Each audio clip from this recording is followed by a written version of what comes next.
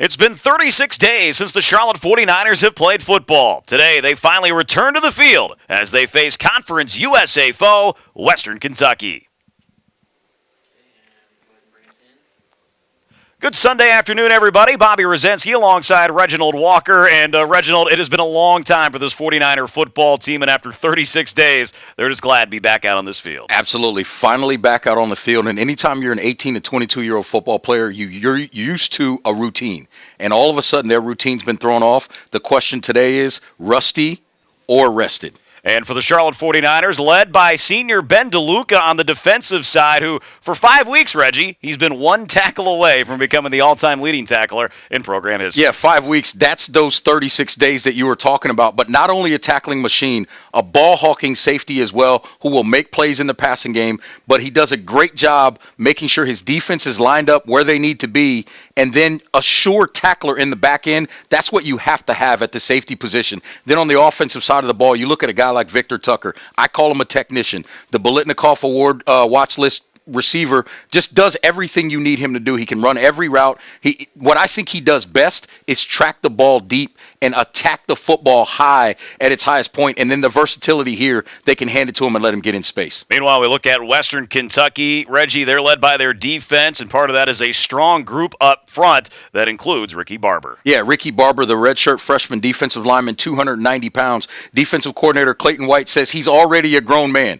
And all that raw talent, and he's playing like a grown man as a redshirt freshman, the future is bright for this young man. You better keep him under control if you're the Charlotte offensive line if you want to have a chance to win this football game today. And then on the other side of the ball for Western Kentucky, the ultimate Swiss Army knife playmaker, Gage Walker, almost 200 pounds, strong, physical runner, but also has plenty of speed and can get to the edge and make big plays and really help his offense with those type of plays. It's been a long time, but the 49ers, they're ready for football. Kickoff between Charlotte and Western Kentucky is next.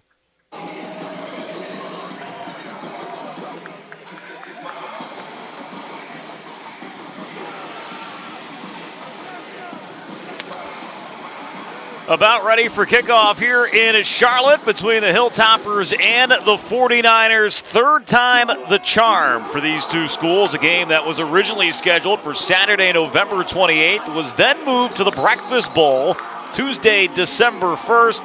That didn't happen, and give credit, Reggie, to both these teams. The conference, in a crazy year, being able to rearrange things. Charlotte was originally supposed to play yesterday against FIU. That changed, I think, on a Wednesday, and Western Kentucky finally here to take on the 49ers. That's right, Bobby. This we talk about football being a game of adjustments. This year, just scheduling games has been about adjustments and finding a way to get creative to get football teams on the field. And you even saw that yesterday with Coastal Carolina playing BYU, a game that all of a sudden happened on a Wednesday with BYU flying across the country in an ending that was similar to the Titans-Rams. Don't mean to hurt you there, Reggie, with a Tennessee conversation, but with a tackle at the 1. Kickoff into the end zone from Jonathan Cruz, and Western Kentucky will start at the 25-yard line. Reggie, we look here at the Hilltoppers. Quarterback Tyrell Pigram, a transfer from Maryland. This is a football team. Their success mainly we'll see on the ground. Absolutely, Bobby. And one of the things that Pigram has been kind of maligned for in some circles is being a little bit more conservative with the football. But guess what that means? That means we don't make mistakes. This is a young man that has 8 touchdown passes on the year and 0 interceptions. So he's maintaining possession. Most coaches will tell you all good drives end in a kick. He'll go shotgun. Gage Walker, the running back, split to his left. A little high snap, but they get it to Walker. And he'll get across the 30. And a strong 7 yards on first down for Western Kentucky. Yeah, just a little easy zone run to the right side there. Blocking scheme in a zone setup. What they're trying to do is make sure they win first down and obviously stay out of third and longs. Western Kentucky with the run game have a veteran offensive line with 4 of the starters together for multiple years. The ball's loose on the ground. It's picked back up, and it's going to be a first down for Western Kentucky. That's a good job by Pigram, just staying focused on getting back to the football. Just got a little loose there with it, loses it, picks it back up, and the ball did all the work in terms of picking up the first down yardage. So a good start for this Western Kentucky offense, picking up a first down there, getting a new set of downs. So first down and 10 at their own 43-yard line. Trips to the left for the Hilltoppers. Mitchell Tinsley, one of those three wide receivers, the junior with 337 yards on 37 catches. This ball going to be caught across midfield right at the first down line. Malachi Corley on the reception for Western Kentucky. Yeah, Corley just his third catch on the year, but a big target, a little over 6 feet tall, good hands. They like him to get the ball in that intermediate area because they trust him to make those kind of plays. So really nice job there by Pegram, finding the right receiver, picking up the first down against the Charlotte zone. First and 10. Hilltoppers in Charlotte territory. It'll be a run up the middle again from Walker, and he'll get 6 yards down to the 41-yard line. So right now, picking up big plays each and every time, Reggie, for Western Kentucky. Yeah, and the main thing that they're doing is exactly one of the things that they said they want to do, and the key for them to win the game is winning first down in the running game. Again, you mentioned this offensive line. That group has more than 150 starts to their credit, so they really understand what the coaching staff is trying to do on offense. So second down and 4. It'll be Walker again going up the middle. This time the Niners contain it. And that'll bring up our first third down of the game, 3rd and 1 at the Charlotte 38. And this is just exactly where co-offensive coordinator Ryan Applin wants to be, in a situation where he and Brian Ellis can dial up anything in the playbook in third and short situation. You've got run, you've got pass, you've got quarterback draw, you've got all of those aspects. And we mentioned the experience of this offensive line. What do? They bring in a 6th offensive lineman on this particular play. You also got Joshua Simon, the tight end, here on the left side. It will be a run by Walker. He's got the first down and more. Walker to the 15, to the 10, and he's dropped inside the 5-yard line. That's just a great job there by Walker. Bobby, what he did is he tried to go, they would look to be trying to see if they could get something going to the left side of their offensive line, and you'll see that side was getting pushed backwards, so he just bounces to the right-hand side, gets outside, and then it's a foot race, and they're able to get him on the ground before he gets in the end zone. So the Hilltoppers averaging just 17 points a game this year, knocking on the door. First down and goal at the 4. Walker still the running back to the right of Pegram. And it'll be a handoff. Walker this time, he'll lose a couple yards back to the 6. Romeo McKnight in on the stop for Charlotte. And Romeo McKnight doing a good job creating penetration there, getting in the backfield off of that zone blocking scheme, just beats his guy to the inside, and then the key to that is getting the guy on the ground, and he did a good job of that there. So second and goal here at the 6. It will be Walker inside the 5, fighting towards the goal line. And they're going to mark him just short at about the half-yard line to bring up 3rd and goal. And that's just a good job by Walker. Look at him here, use the vision, gets back up inside, and then tries to use that strength. That's a good, solid run. And that's exactly what Western Carolina wants to do, or Western Kentucky, I should say, wants to do. They want to really use this offensive line to get to the end zone. So 3rd and goal, Walker to the right of Pegram. Another 6 offensive linemen in there, Bobby. Walker gets it again. The ref on the far side marking him down just shy of the goal line. And that's a great job filling there by Ben DeLuca and Tyler Murray as well, getting downhill, getting there at the line of scrimmage at the point of attack and making a play to set up a 4th down. So 4th and goal. Need to move the ball probably an inch to get into the end zone. Here comes all 270 plus pounds of Brian Wallace on that defensive line as well for Charlotte. And now they'll go under center. Quarterback keeper. It looked at first glance he was in, but no call. And right now, I think we're going to get a turnover on downs. Absolutely. Brian Wallace, watch him in the middle, doing a great job submarining, creating that penetration, and Romeo McKnight cleaning it up as well. The runner was short of the goal line. First down, Charlotte.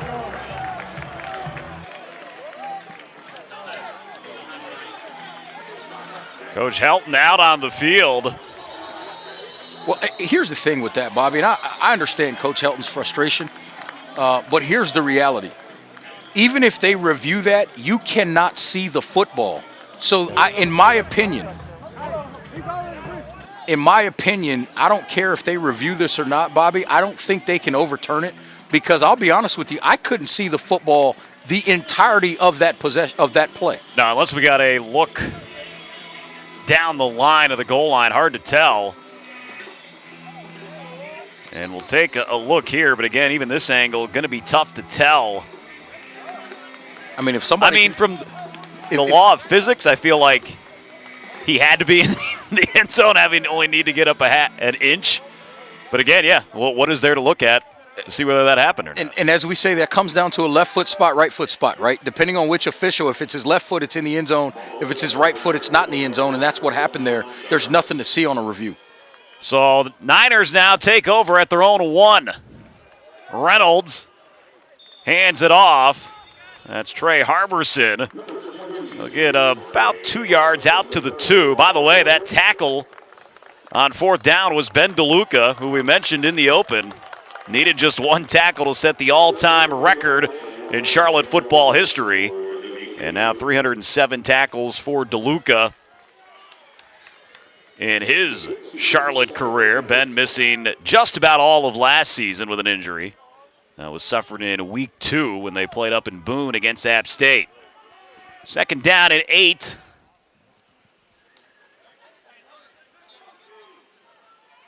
They had Victor Tucker in motion. Another handoff. And Harbison carrying the pile, and that's going to be a first down for the Niners out to the 13-yard line. That's a big-time run there by Trey Harbison, using his physical ability at 220 pounds to just really continue to churn those legs and move the pile and create a first down and some space for his offense. Now I think we can expect Coach Mark Carney, the offensive coordinator and quarterbacks coach, to maybe look to try to get the passing game going as well. But the first thing you have to do is get some space from your own goal line. So first down and 10. Tucker in motion now as the slot receiver. Harbison, the running back, to the right of Reynolds. Facing some pressure, goes over the middle, and that pass is incomplete. That play didn't look comfortable in the backfield for Chris Reynolds there. He put a fake out there as if he wanted to go play action, but there was no reaction from Trey Harbison in terms of coming towards where Chris had put the football out there. So that play a little discombobulated from the beginning. Something we thought we would see. Dom Schaffner, redshirt junior, checking in at quarterback. Schaffner this year 69 yards rushing, and he's thrown the ball just 3 times. 1 completion, that was for a touchdown to actually Chris Reynolds in a win for the Niners at North Texas. And we're going to get our first penalty of the day. Ball start. Offense, number 53, 5-yard penalty. Remains 2nd down. John Jacobs, graduate transfer from Arizona, called for the penalty. Yeah, Ryan Carrier, the tight end, was lined up right next to him and got up to shift to the other side. And Jacobs immediately rocked in his stance, so thrown off by his own guy.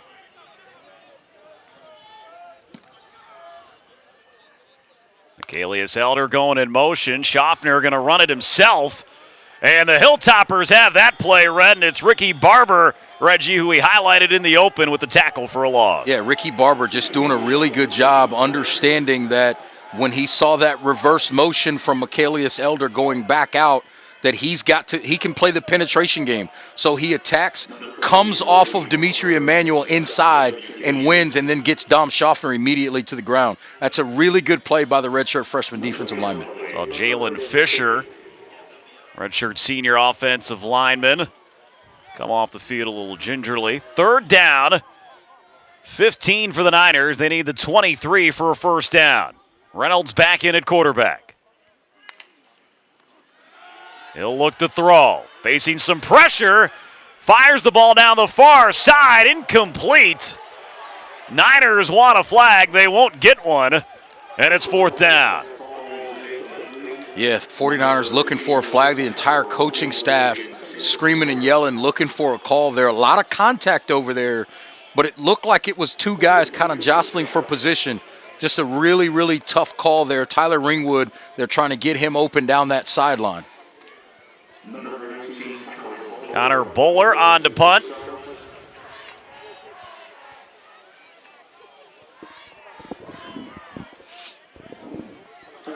Got Mitchell Tinsley back to return. He's standing right about the 50. That punt, or snap, rolled the Bowler.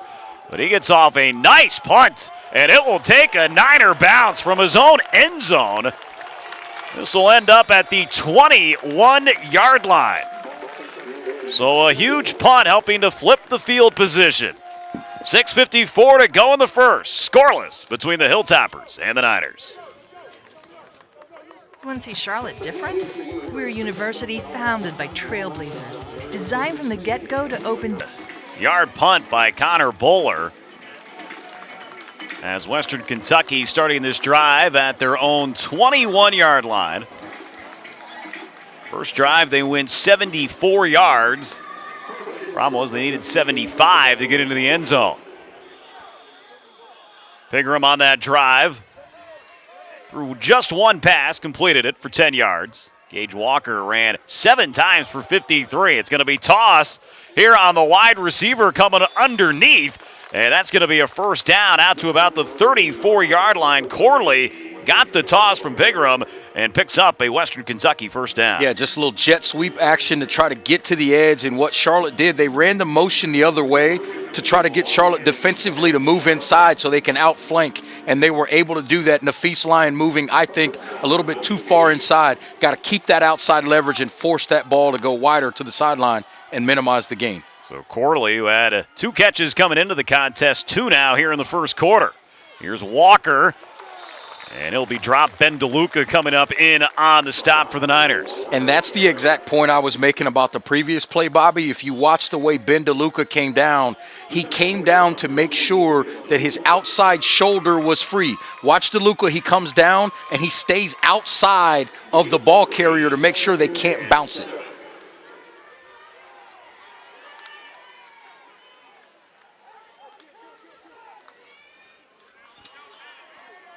Second down and 7. They'll hand it again off to Walker, trying to get to the outside. Niners, though, keep containment out there and will bring Walker down after just a couple yards. Gets to the 40, and this will bring up a 3rd down and 4. It's a really good job over there on the other side by Charlotte's defensive front. And coaches talk about it all the time. Defensive end or that outside linebacker, whoever the responsibility is on that play, you have to set that edge and keep everything inside of you. That's how you win on defense. So 3rd and 4.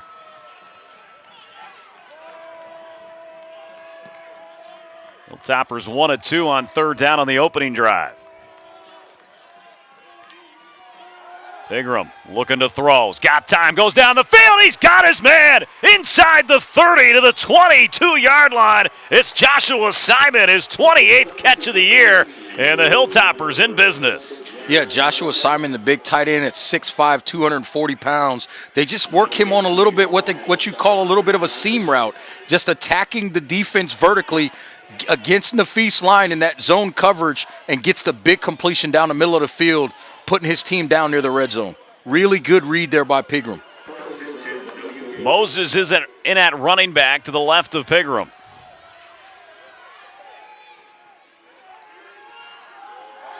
Pigram going to look to throw again. He'll just try to dump it off to Moses. Falls incomplete. Probably the best result there for Western Kentucky. If Moses would have made that catch, would have been a loss of a few yards there. And Reggie Moses, quite a story. ACL injuries in 2018 and 2019. This year, the redshirt junior with 284 yards on the ground. Yeah, just a special player when you think about what he's gone through, the fact that he's at this point. And on that particular play, they were trying to set up a screen for him there. Just too much pressure to blow that play up if you're Charlotte on defense. So that's the coaching staff will be happy about that. And then, of course, if you're Western Kentucky, a little frustrated. Ingram looking to throw again. He'll step up in the pocket. Now it goes across. Burt Jr. with the catch. The Feast Lions in on the stop. A gain of about 4 to the 19-yard line. That's just athleticism by Pigram. Working his way through the wash, if you will, in the pocket, steps up. Watch him contort his body and throw that thing essentially sideways to pick up some positive yardage for his team and get them in a third and manageable situation at 3rd and 6. And, Bobby, there's a lot of things available in the playbook. May see some kind of receiver screen, bubble screens here. All types of things are possible. Walker, the running back in the game, but he's split far out to the right with Simon, the tight end, next to him. And Pigram's good enough. Quarterback draw is not out of the question. He'll throw here to the near side. It's caught, but the tackle gonna be made by Luke Martin. It is 2 yards shy of the first down. We already saw the Niner defense make a 4th down stop on the first drive. Charlotte's defense this year in 10 attempts on 4th and short has only given up 2 first downs. And Coach Helton not going to chance it this time, going to send down the field goal unit. Yeah, just a good job there by Luke Martin, understanding that they were trying to overload a zone, so he kind of vacated his and played plaster man coverage, and they get the stop to force the field goal attempt. Arverson on for the field goal attempt, 10 of 11 this year. And this one is right down the pipe. So the Hilltoppers on their second drive get back into their red zone. This time they capitalize with 3.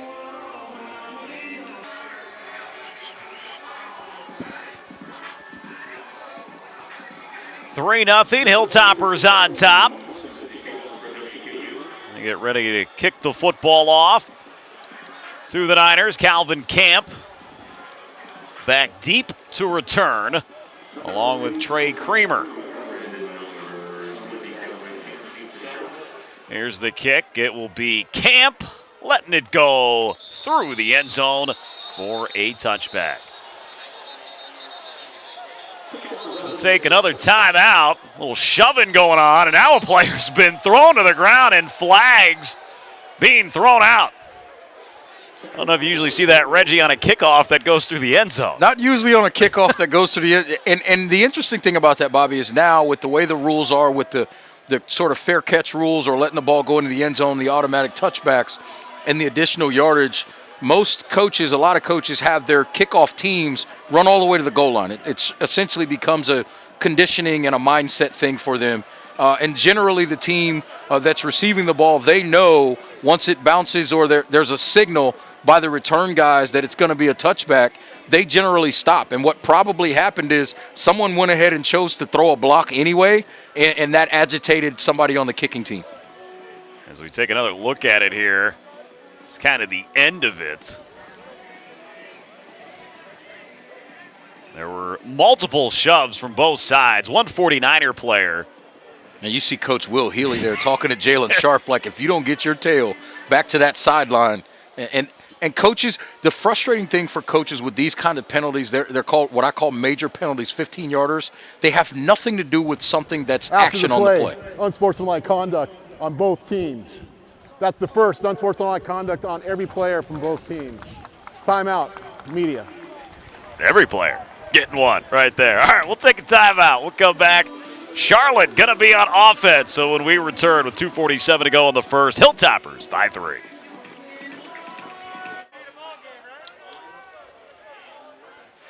Second drive of the game for the Charlotte 49ers. They'll start this drive at the 25-yard line. Calvin Camp, the running back. No Aaron McAllister today for the Niners.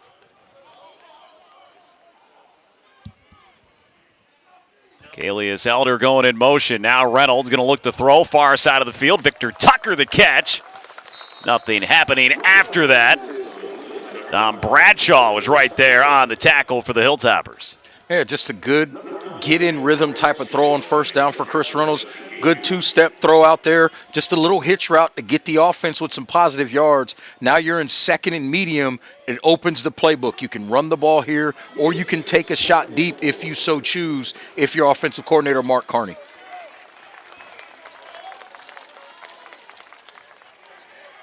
Four down lineman for Western Kentucky. Camp still the running back. And it'll be Calvin Camp. Just a couple yards out to the 33 to bring up a 3rd down and 2.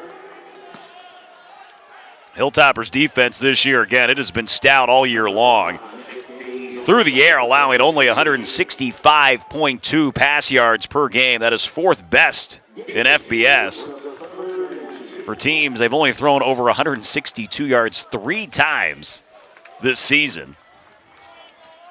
Louisville was one of them for the start of the season. BYU also a part of that list. 3rd down and 2. Schaffner in at quarterback, and he's going to keep it, and he'll get the first down and carry across the 40 out to the 41. Nice, strong 8-yard run by Dom Schaffner. Yeah, and this is an important drive for Charlotte, as you see Schaffner here using that strength, getting behind that big offensive line and just driving those legs to pick up the first down. This important drive for Charlotte here because this is a team that wants to possess the football. They're 5th in the nation, almost over 35 minutes a game. And in this game, Bobby, being dominated in time of possession before this drive, Western Kentucky 9.5 minutes, Charlotte just over 2.5. Chris Reynolds back in at quarterback. Trey Harbison, the running back. Harbison so far 2 carries for 12 yards as we are in the final minute of play in this opening quarter. Play action. Reynolds will just throw it to the ground.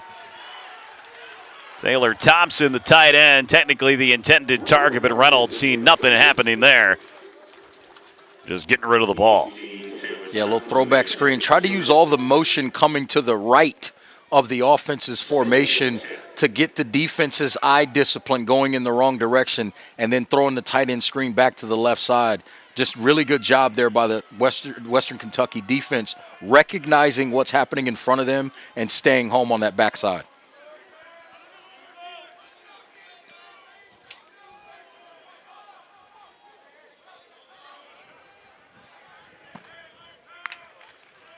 Reynolds going to set up a screen to Elder, makes the catch. The Hilltoppers are right there, and Elder still going backwards is eventually dropped. They're going to have forward progress at the 34-yard line. But that was well defended. Kyle Bailey helping to make that play for Western Kentucky. Yeah, Kyle Bailey and D'Angelo Malone as well, the defensive end, doing a great job as Elder tried to work his way back across the formation. D'Angelo Malone stayed home and blew that thing up even further. And really put Charlotte well behind the chains. Charlotte doesn't have to run the play here as the quarter will end. So a fast-paced opening quarter. That's the end of the first quarter. Sees the Hilltoppers with the lone points. They're up by 3.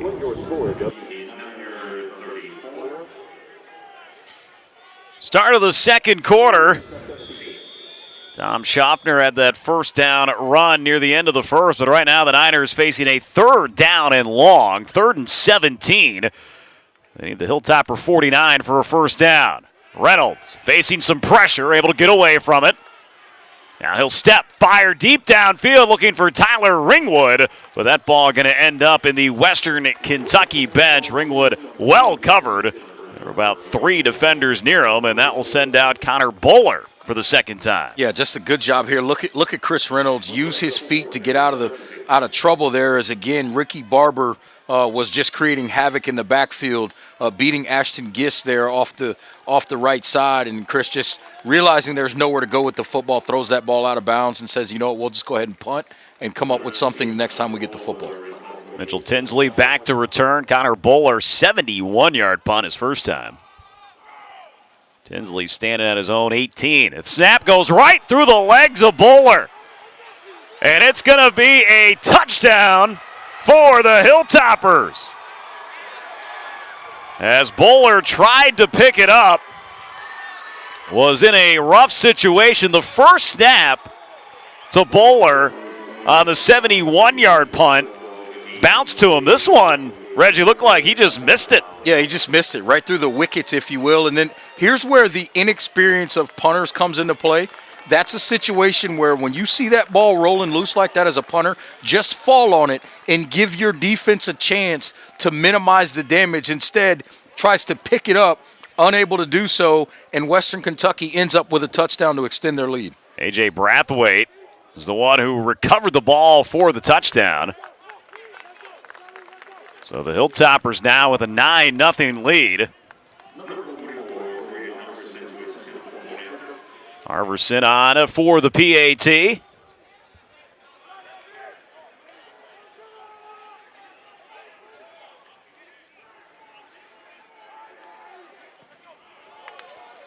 And Western Kentucky, thanks to special teams, has extended their lead. They lead by 10. Western Kentucky extending their lead off the special teams touchdown. You see here punter Connor Bowler, see his eyes come up there at the last second just as the ball was about to hit his hands, takes his eyes off the football. Then you got to be smart. Just fall on it right there. He tries to pick it up, unable to do so, and it results in a touchdown for the Hilltoppers. One of those situations, got to be more clean. I say it all the time, Bobby. Special teams, some people say, may not win you a game, but they can definitely lose you a game. And Noah Whittington, one of the running backs for Western Kentucky, was the one able to make that hit on Bowler. I think this is Nafis Lyons bringing the ball out here for Charlotte. And he'll get across the 20 out to the 24. See, that was Rico Arnold, both wearing number 8 for Charlotte. So the Niners come back out on offense for the third time. So far, Chris Reynolds in this game, 2 of 6 for -1 yards passing. The run game, Trey Harberson, 2 attempts for 12 yards. Dom Schaffner, 2 for 8. And outside of 1 run by Schaffner and 1 run by Harberson, the 49ers have struggled to get much of anything going. Schaffner in at quarterback to start this drive. Yeah, I think they got to find a way, Bobby, to win the line of scrimmage and dominate in the running game right now. And this will be a handoff to Elder. Trey Meadows was right there on the stop for Western Kentucky. Yeah, Trey Meadows, the NC State transfer from actually up the road in Greensboro, went to Page High School, doing a great job staying outside of that play and making sure that he doesn't allow Michaelius Elder to get outside and get to the sideline. It's a really strong play from the nickelback there, Trey Meadows. Meadows from Greensboro. So back here in the Tar Heel State. They send Jeffrey, the wide receiver, in motion. And with Reynolds back at quarterback, looks like we'll get an offsides on a Jeremy Darvin. Offside, defense, number 53, 5-yard penalty, second down. And the coach's Kenny there for Western Kentucky, not going to be happy about that. And I say the coach is Kenny. Their defensive ends coach is Kenny Baker. Their defensive tackles coach is Kenny Martin. And that play there, that penalty on the defensive line, they will not be happy about that play. Second down and 6. When you're the closest guy to the ball, Bobby, there's no excuse for jumping off sides. Every coach will tell you that. Reynolds going to throw to the outside. That ball's going to be caught. A first down. Victor Tucker out across the 40 to the 41-yard line. And this is just a good job, good play design here by offensive coordinator Carney. They have nothing on that right side except for Victor Tucker, so they know that they've got a window and a lane for Chris Reynolds to throw that slant. Easy pitch and catch for a first down. Reynolds going to throw again. This time Tucker on the near side of the field will make the catch. Roger Cray was right there to stand up Tucker. Some words being exchanged on the Niners sideline. And just the same thing there, Bobby, just understanding that Victor Tucker is out here and there's no underneath or, sort of flat or intermediate player to deal with that slant route or that hitch route. Just an easy throw to pick up 5 yards, getting Chris Reynolds in this passing game in a rhythm right now. Tucker now 3 catches for 24 yards. Reynolds looking over at the sideline. Charlotte trying to get some momentum in this game.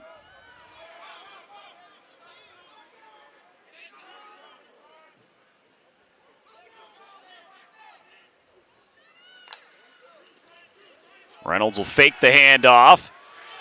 Looking for somewhere to go, able to at least get forward to pick up a couple yards on the play.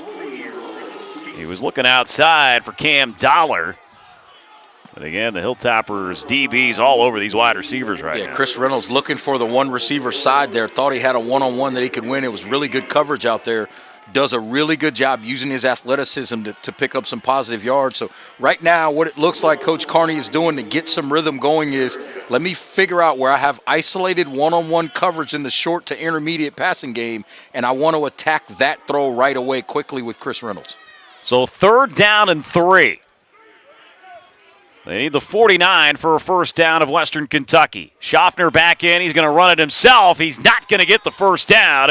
And we'll bring up an interesting decision for Coach Healy. Ball going to be just shy of the 50. And it looks like that decision quickly being made as the offense will stay on the field. Harbison checks in. Reynolds back in as well. Yeah, and this is where the style of offense is tough if you're a program like Charlotte and the way you run your offense. They do 95% or more, really, out of the shotgun. So you're snapping the ball backwards 5 or 6 yards when you need to go forward about a yard to a yard and a half. They'll send Ringwood in motion. It's a handoff. Harbison. That's going to be a first down and some more to the 46 of Western Kentucky. And I think they got to continue to give Harbison the ball, Bobby, because at 215, 220 pounds, the fifth-year senior, he's physical. He really understands how to run behind his pads. Start to beat up on this Western Kentucky defense a little bit. You got to throw some body shots throughout the game. I think if they continue to run the ball and really try to beat this defense up, it'll pay dividends in the 3rd and 4th quarter. First play of the game here for Charlotte in Hilltopper territory. Reynolds going to look to throw far side of the field, and that ball going to be dropped. Like Tyler Ringwood was the intended wide receiver. Tell you what, there's a lot of jawing going on between every single play out here, Bobby. Well, they've been gearing up for this game 3 times. They're ready to go. That's it. And then if you look at it from a Charlotte aspect, like you mentioned in the open, you're talking 36 days. That's more than a month since they've been able to kind of hit somebody else, if you will. So a little extra juice in this 49er team right now. And even 2 weeks, Reggie, of no practice for this football team. Just until a couple days ago, Charlotte was actually able to get back out onto the field, originally leading up for the FIU game. That was originally scheduled for yesterday. Reynolds going to keep it himself. Nothing happening there. Darius Shipp in on the stop for Western Kentucky. Yeah, Darius Shipp, the junior out of Olive Branch, Mississippi. That's not far from Memphis. And what they're doing, Charlotte, is they're running an unbalanced line formation is what they're doing. So on that particular play, they were unbalanced to the left, meaning on the right side there was an uncovered tackle. And what often happens is a lot of defensive ends will overrun a play and attack the opposite side. Right now, Western Kentucky doing a great job of staying at home on that backside. So now it's 3rd and 11 for the Niners. Reynolds got some time, and we're going to get a holding call on Charlotte. Ball here to the near side was close to maybe being an interception. Trey Meadows was there.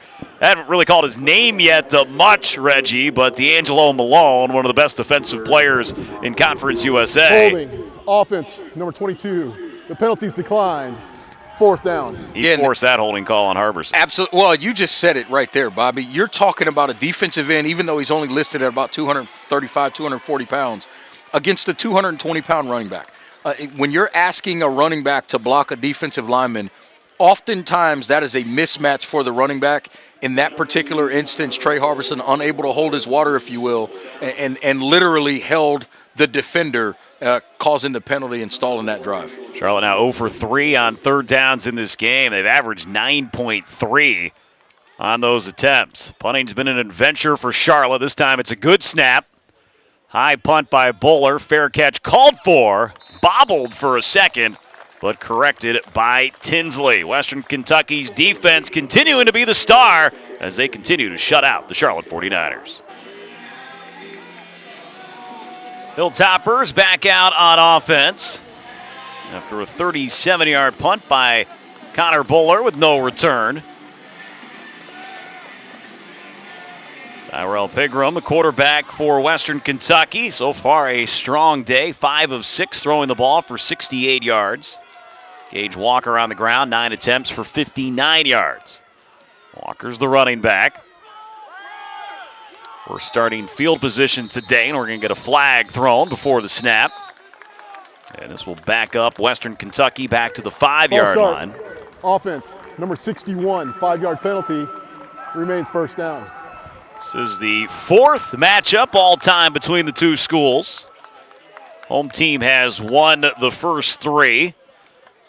With the Hilltoppers' overall series advantage, 2-1. Last year, Western Kentucky winning in Bowling Green, 30-14.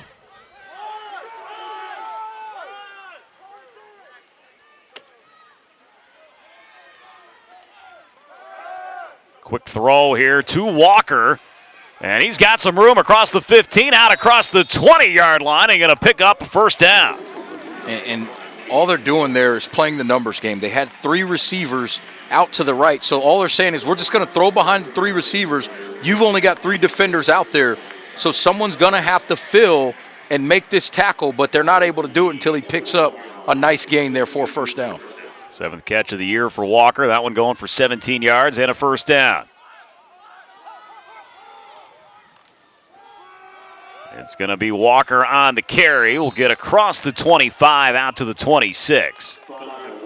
Mentioned the win a year ago for Western Kentucky. That actually was the turning point for Charlotte in the first year for head coach Will Healy. Despite losing that game, coach after the game felt like that was the moment he thought the team bought in to what he was preaching.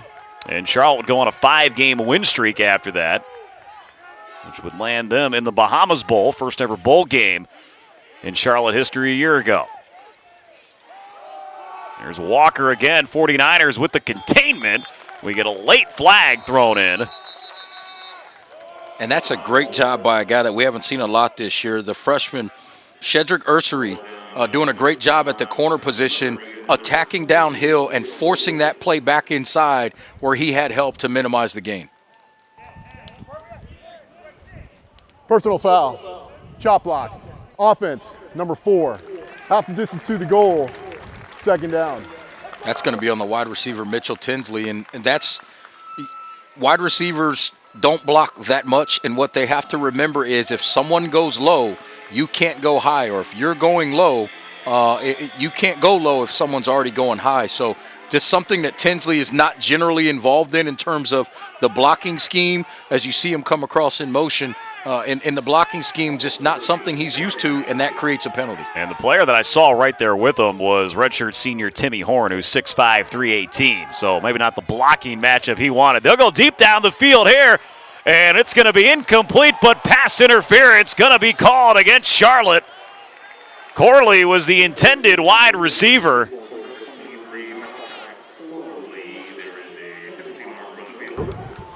Pass interference, defense, number 6, 15-yard penalty, automatic, first down. Solomon Rogers, the sophomore, gets called for the penalty, and that quickly turns things back in favor of Western Kentucky. And he actually wasn't in horrible position, but he stopped his feet instead of just making sure to turn and continue to run and then play the football. If he would have just continued to stay in phase and stick to proper technique, he would have been able to get away with potentially some contact by turning his head and knock the ball away. So first down and 10. Pigram going to look the throw, going downfield again. He's got a man. Oh, and he couldn't hold on. The pass was there to the outside. Dakota Thomas, the intended wide receiver. And again, on the coverage there, just Lance McMillan looking at the receiver and not finding the football. If he finds the football, that's a much easier play for the defensive back. Seeing a lot of, when you get in that kind of technique, when you've got that deep ball coming and you're playing over the top, you got to find the football and go attack it. So a couple deep shots in a row here for Western Kentucky. Pigram going to fire again. This one to the outside. It's going to be caught. That is just short of the first down. Dakota Thomas again, the freshman wide receiver from Snellville, Georgia. And this sets up a 3rd and 1. And they just feel like they see something over there against Lance McMillan, the redshirt sophomore from Greensboro. Nafis Lyon, the senior, not on the field right now in terms of the corner position. So they feel like they can take some shots and attack this secondary with the sophomore in McMillan and Ursery on the field. Ursery, the freshman. They'll send Tinsley in motion. As Pigram going to run it himself. And he'll get the first down out across the 38 to the 39-yard line. To move the chains here for Western Kentucky. That'll put them over 170 yards of total offense. Charlotte, thanks in part to the punt that went awry for the Niners, only 13 total yards of offense in this game for Charlotte. Western Kentucky, and a team that likes to run the ball and only had one pass play over 20 yards the last 4 weeks. But today, Reggie, they're taking their shots, and they have one in this game that went for 37. Here comes some pressure from Marquise Watts, and he'll big down Pigram. And Marquise Watts, there you see his speed off the edge, 225 pounds from Lancaster, South Carolina. And the coaching staff told us this guy's been battling injuries all year. Defensive line coach and co-defensive coordinator Marcus West said, look, the thing about big men, it's about foundation. A big man needs his feet, and Keese doesn't have his feet. When he gets his feet back, he'll be a force, and you saw it right there. And getting back to your point on the big plays for this offense, Western Kentucky only has 19 explosive plays all year long. That's a point of emphasis for their offense this week. So 2nd and 12 after the 2-yard sack by Watts. Pigram going to throw here near side of the field. Thomas, another catch. Going to be just short of the first down. And now a 3rd down and 2. Attacking the freshman again, Cedric Ursery. But really actually good coverage by him. Just a curl route, running down the middle, down the seam, and then coming back to the football. Good job driving on the ball by Ursery on defense, and an even better job by the receiver coming back to the football. So a 3rd and 2. 50-yard line, the first down, as we have now less than 5 to play here in this first half. Corley in motion. Pigram going to run it himself. He's not going to get it. A couple Niners in there on the stop. Big Horton leading the way. All 290 pounds of Mikhail Horton, the grad transfer from Wofford. Here's the kicker to this, Bobby. He's from Lexington, Kentucky. So if you don't think he wants to beat the Hilltoppers, you got another thing coming. Big play for him to get a stop for his team and see if Charlotte can maybe put some points on the board before the half. So we'll see Western Kentucky punt the football away. Timeout going to be taken by Will Healy. Timeout Charlotte, they're first. It'll be 30 seconds. That's a good timeout there by Healy. There was nobody back deep to return the punt. So they were either in a punt safe or they were trying to go block the punt altogether. So 4:17 left in this first half. Or drive wasn't on the field like they were supposed to be. A drive for the Hilltoppers. Didn't result in points, but still Reggie took over 5 minutes off the clock. And right now field position about just as important as anything in this game. Absolutely. And anytime you have essentially, again, like you mentioned earlier, the only points for Western Kentucky were off special teams. So you're essentially looking at right now at least a defensive game. That's where field position helps you, because turnovers, or as soon as someone makes a mistake, with the way field position is set up, it can be huge. Charlotte has the major mistake. It turned into a touchdown because it was the punter missing the snap inside of his own 20-yard line. John Haggerty, the punter from Australia, just came to the United States just after New Year's in 2019. And I think another timeout. Charlotte, they're second. It will be 30 seconds. So right before the snap, whatever Healy saw happening, he didn't like it. Well, and Bobby, anytime you talk about a football team, when you haven't been able to consistently practice. One of the places that can often get forgotten is special teams. And when you're moving around different players, you don't have certain players available, it can really tinker with what you're trying to do on special teams. On top of that, Coach Healy talked to us about the fact that last year they weren't very good on special teams. So what did he do? He went out of his way to hire one coach, Charles Bankins, who only focuses on special teams. Last year, they had a coach who had a position and special teams. This year, just special teams for Coach Bankins, and Coach Healy has said he feels like it's paid off for them. It was big in the first game. It was a loss at App State, but they had a blocked field goal, kickoff return for a touchdown. Did struggle in their last game against Duke, which was on Halloween. That punt goes out of bounds.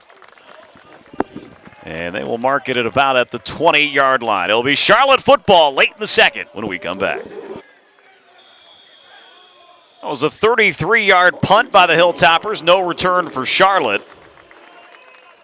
As they start this drive at the 20, they've had rough field position throughout this game. Average start at the 18-yard line. Reynolds going to throw. He's got Victor Tucker. That's going to be a first down. It's kind of been the one play that's been there for him in the passing game, Reggie. Yeah, and they went to it a different way this time. What they did is they used Taylor Thompson, the tight end. They put him in late motion and basically had him run what they call an arrow route right toward the sideline, which forces that flat defender to widen out with him, and then they throw the slant right in behind it. Really good play design there.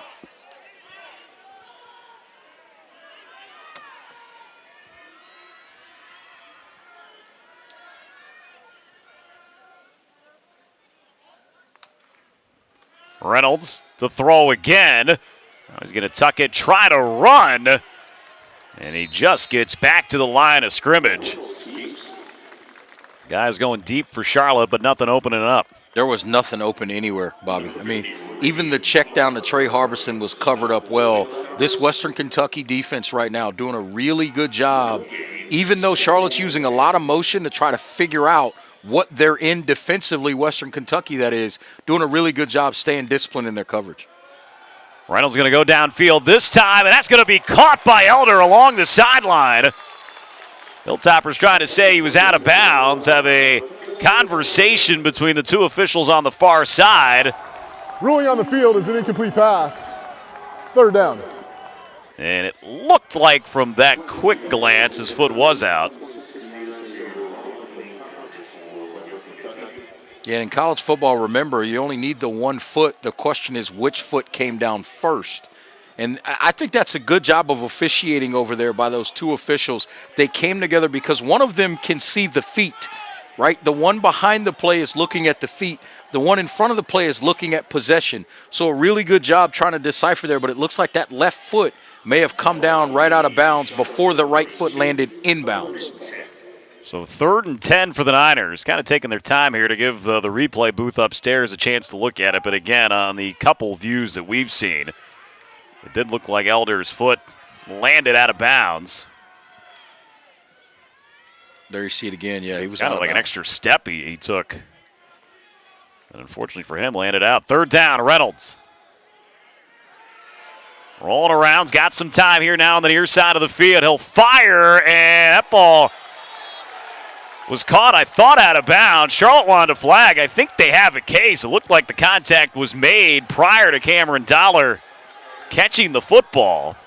I don't think he caught it in bounds, though.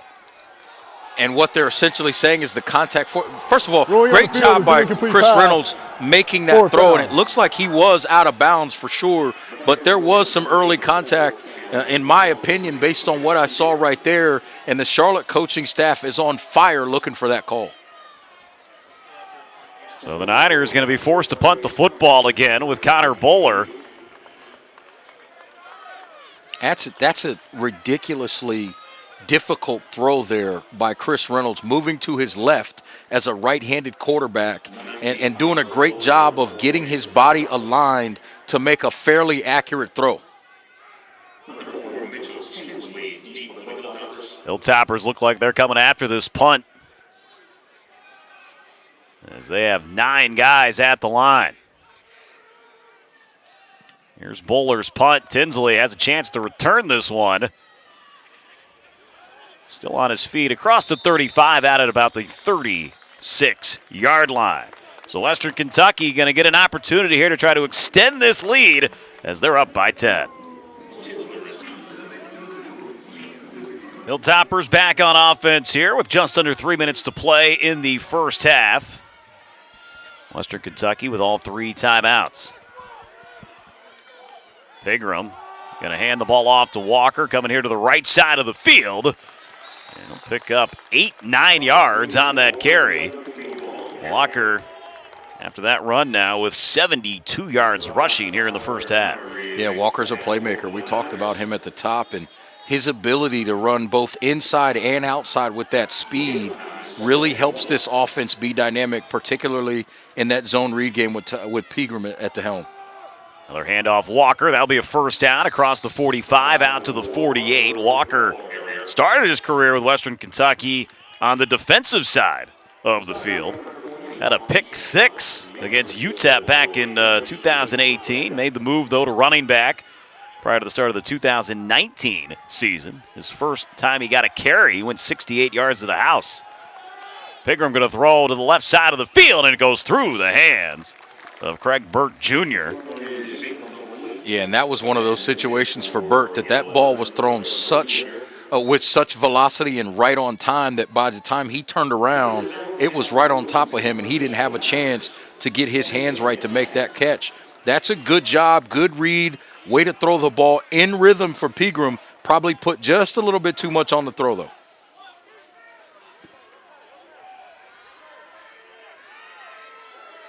They'll send Walker out. Pigram going to throw here near side, and that ball going to be caught by Therese Traynor.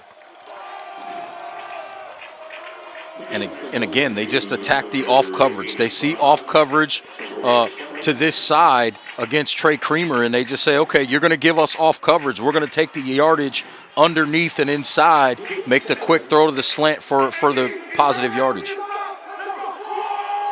3rd down and 3.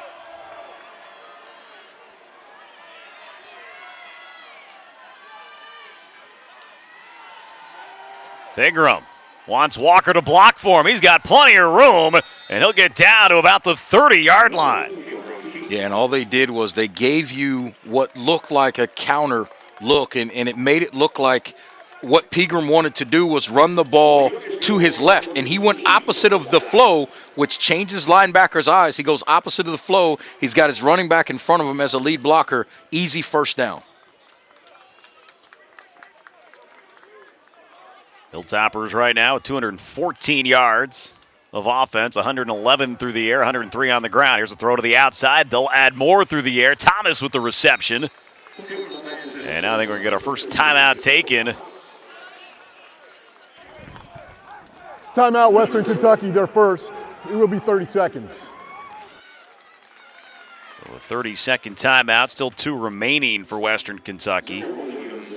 And it's 2020, Reggie, so obviously everyone dealing with different circumstances. For Charlotte, it's obviously been a chaotic season of trying to play games. For Western Kentucky, this is game number 11 for them. There's not many teams in the country that can say what Western Kentucky's been able to do this year. Yeah, they've generally stayed in the normal cadence of a football season, if you will, Bobby, and with only this game kind of being rescheduled and shuffled around.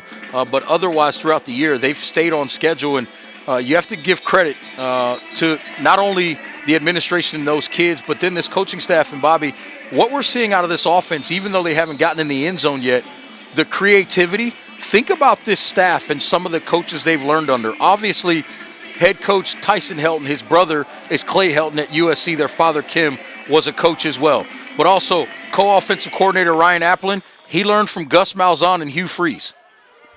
I'm going to leave you with that. That's why this offense is creative and doing some of the different things that they're doing. Yeah, Tyson's dad was Conference USA Coach of the Year back with Houston in the mid-'90s. Kim Helton, that's right. Coach Tyson, Coach of the Year last year. There's a big stop in the backfield for the Niners. That's Timmy Horn. And that will lead to another timeout. Kentucky, their second. It will be 30 seconds. So this will bring up a 3rd and 5. Yeah, just a great job there by the big fella, creating some penetration and then making the play. And that's one of the most important parts of that as a defensive lineman. You see defensive players create penetration and create havoc all the time, but can the defense consistently turn that into negative plays for the offense? And Charlotte's been doing a pretty good job of that when they've had opportunities in this game. For Timmy Horn, came into this game with 98 tackles in his career. Now has 3 today, so he's over the 100 mark. 21st Niner in program history to reach that century mark. And now a big third down here. Western Kentucky has controlled this first half. Just a 10-0 game. Lone touchdown coming on special teams. After the snap on a punt went through the hands of Connor Bowler. Bigram looking to throw, fires, he's got his man, that's a first down. And more inside the 20, down to the 16-yard line. Tinsley on the reception. And that's Pigram's experience right there at the quarterback position. Basically what happened is Charlotte was in man coverage, and you saw Tyler Murray vacate that area to go cover, and they just run a route right in behind where he was originally, and they pick up the first down. First and 10 at the 11. He's going to throw again. That ball is going to be caught. Tinsley again down to the 2. It is just shy of the first down. The clock continuing to run. And there, they just used Tinsley, their leading receiver, the junior out of Lee Summit, Missouri, to attack the freshman in Cedric Ursery. Walker, the running back. He'll get the carry. Ball came out when he reached for the end zone. I thought it more popped out, hitting the ground. Tyreek Harris causing that one. We've had no signal. Again, he could have gotten a first down at the 1. Ben DeLuca comes out of the pile with the football, but what are they going to call? They may be saying he was down by contact here, Bobby? Yeah, originally, I thought the tackle, if it was Harris, as we watch the replay here, Tyreek has him. You just can't tell. Again, Ben DeLuca came out of there with the football. And they ruled touchdown. And Will Healy's all the way out inside the numbers. Review, there was a fumble forward, recovered by the offensive player number 61 in the end zone for a touchdown. That play is under review. All right, so did not see the Hilltopper recover the ball. Well, Meredith. I saw him in the pile, but again, Ben DeLuca came out of the pile with the football, and I realized that you can rule it recovered by someone else, and then someone else can pull the football away from them. I realized that, but again, Ben DeLuca came out of the pile with the football. I guess they're saying, at least from an official standpoint, and then further, that they are saying Jordan Meredith had a clear recovery of the football, would be the terminology they'd have to use for this touchdown to stand, Bobby. Well, if that's the case, they need to give him the ball so he can spike it. Big man spike? Need a big man touchdown. And you see the ball pop out there, so you see DeLuca and Meredith, they're all fighting for the football. I'm not sure where they rule that Meredith absolutely has the football. Based on what I saw there, I didn't see that. But on the same token, Bobby, same play we saw to start the game. That's exactly right. There's changing. nothing you can see there to change that call. That's absolutely correct. So we'll see. Here's the replay booth taking a look at it. 19 seconds to go in this first half.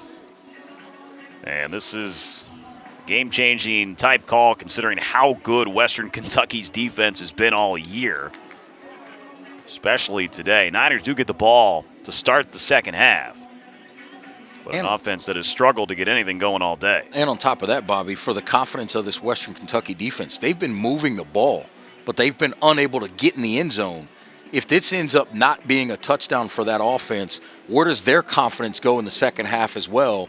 Because, again, they haven't been finishing plays. The ruling on the field is confirmed. Touchdown, Western Kentucky. Yeah, there's just nothing that I could see that would be able to overturn anything. Well, you're right, but usually that's when you hear the call stands. Yeah. So they said confirmed, so they saw whatever it was that they needed to see, that it was a clear recovery by Jordan Meredith.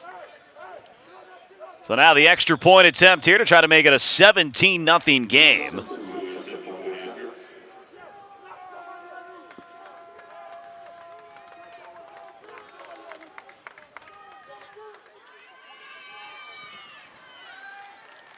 That kick is good.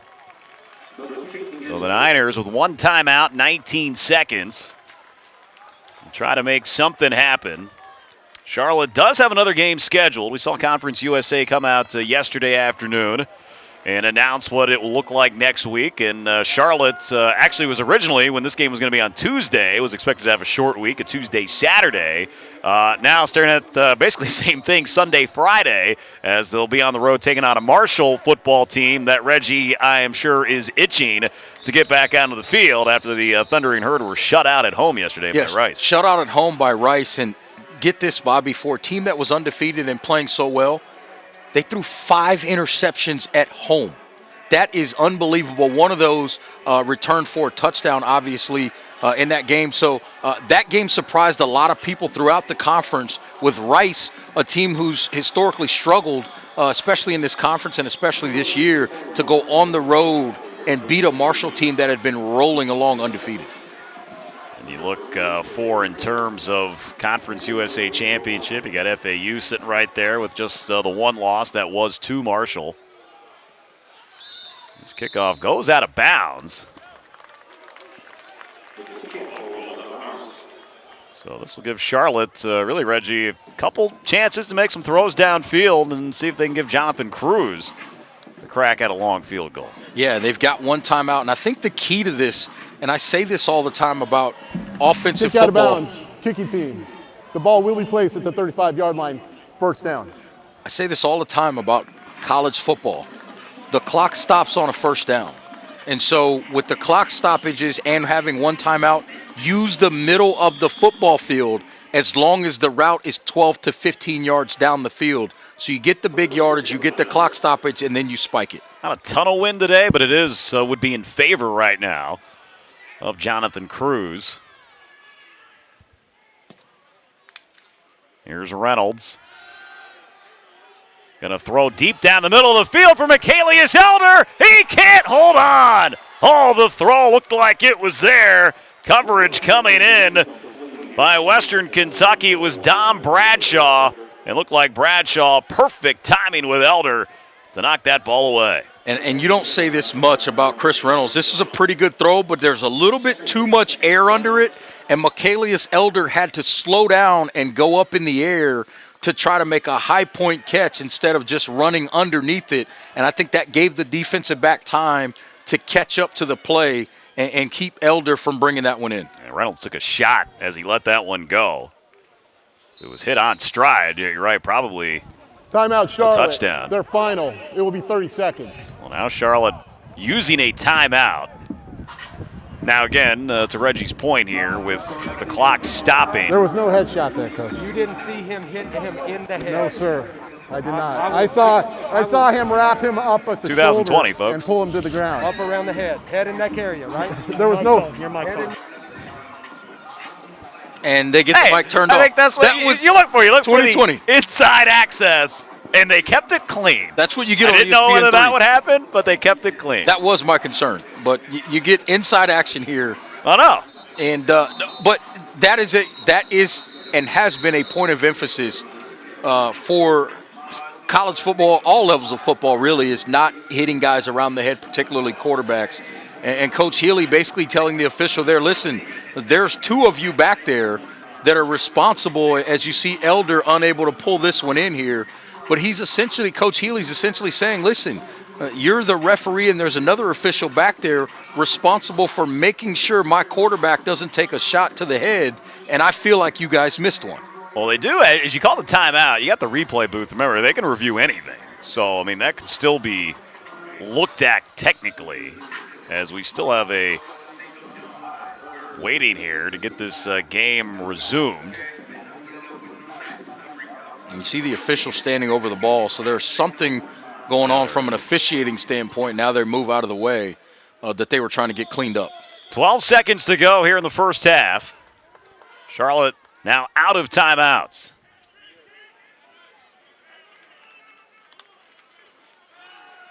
Reynolds going to fire. He's got a man open down the sideline. Almost picked off, though. The safety coming over. I think that was Bradshaw. As at first glance, Ringwood had gotten behind his guy. But Bradshaw with the reaction. Yeah, and what they did there was the design was they had Justin Jeffrey, the receiver, on a skinny post route. And what that does is against two deep coverage, it makes that safety over the top have to make a decision whether he's going to chase the skinny post or get outside to the wheel route, which is what Tyler Ringwood was running up the sideline. Does a great job reacting to the football and nearly picks it off. Bradshaw, a couple nice plays here on this drive.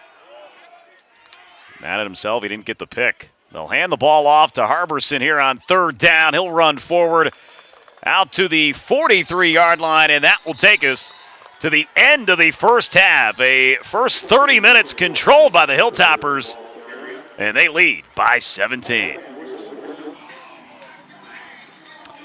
Halftime here in Charlotte, Western Kentucky, on top of the Charlotte 49ers, 17-0. Bobby Rosinski alongside Reginald Walker. And Reggie, we look here in this first half. There's a few different things I think you can look at stat-wise that stand out, but try to get something going on the offensive side. Yeah, Bobby, 1 of 7 on third downs in the first half. And if you're Charlotte, that's got to get corrected. So you're looking for a situation where you can get some positive yards on first and second down and create a third and very manageable. Kickoff goes through the end zone. This time we don't get any personal foul penalties on sportsmanlike conduct like we did back in the first half.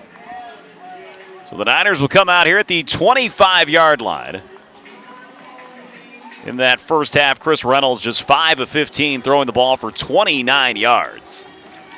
Victor Tucker had 4 catches for 36. Michaelius Elder had the only other catch, and it was actually for a loss of 7. It was a wide receiver screen that Kyle Bailey of the Hilltoppers sniffed out and dropped him for a loss. Trey Harbison, the running back, just 4 attempts in the first half, had 25 yards on the ground. He'll get the carry here to start the second half. And he'll plow forward here for 8 yards. You got to wonder if that's a name we'll hear more of here in the second half as the 49ers giving Trey just 4 carries in that first 30 minutes. To me, if they're going to win this game, if Charlotte's going to win this football game, we got to see a lot more of that from them, and it's got to be on the legs of Trey Harbison. Well, this time Harbison will get it, but he's dropped into the backfield. And there's Kyle Bailey once again with the stop for the Hilltoppers. Yeah, just a good job defensively to get into the backfield and make that play. Just a good, strong read there on defense to keep Harbison from really getting going. And again, now you look at Charlotte. That's why first down was so important to pick up 8 yards, because now they're still in a 3rd and 5, which is very, very manageable if you're an offensive coordinator. Yeah, 3rd and 5, one of the better third down situations the Niners facing in this game. As Reggie mentioned, just 1 of 7 on third downs for Charlotte in the first half. And we're going to get a flag here on the Niners. Yeah, they're going to get Trey Harbison for illegal motion. He was going towards the line of scrimmage. Offense, number 22, 5-yard penalty, 3rd down. Well, he tried to make it look like he was going in motion, so I guess it was a false start. But you can go in any direction in motion except for towards the line of scrimmage. And so a lot of times players, if they start to lean, they'll just turn it into a motion and try to avoid that penalty. So instead of a 3rd and manageable situation, Charlotte now back to a 3rd down and 10. They'll send Harbison out in motion. He goes to the right. Reynolds has time going down the field for Tucker. He's got it across the 50. This is just a great job by Chris Reynolds and Victor Tucker reading the coverage. The safety was over the top.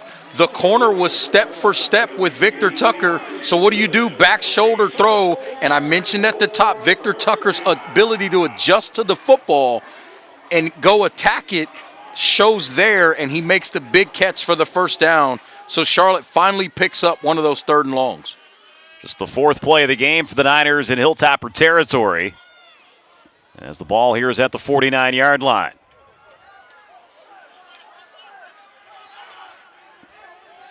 Got to get the play off. They do, right as the clock was expiring. Harbison a run. He'll get 3 yards to the 46-yard line. Western Kentucky in second half opening drives of games this season, through their first 10, have allowed just 3 points. FAU had a field goal, and that they've shut everybody out on the opening drive of the third quarter. Free play here. Reynolds going to throw it back for Tucker again. Can't make that catch. Bradshaw on the coverage.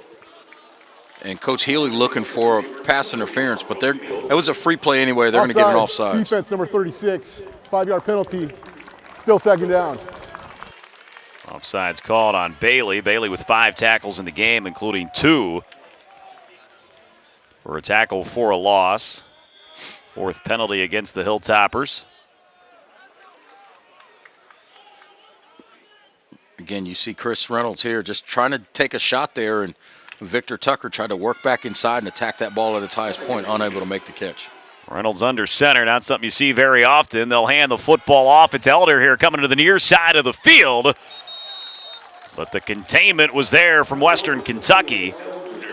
Antoine Kincaid on the stop.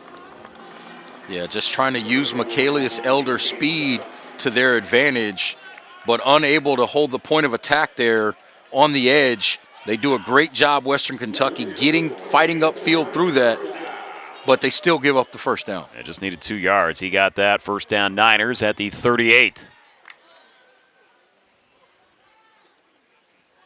So Charlotte needing points. So far on a march here to start the third. Reynolds going to keep it himself. He's got some room here to the near side of the field. Inside the 30. That should be another first down for Charlotte. Good job there by Chris Reynolds on the keep, getting outside. You can see his speed to get outside, and then he tries to cut it back inside, loses his footing, but you see him here using the speed to get outside, tries to make that cut inside, unable to do so, but picks up key yardage to move the chains. So again, Charlotte not having to get all the way to third down to get first downs. That's important for this offense as well.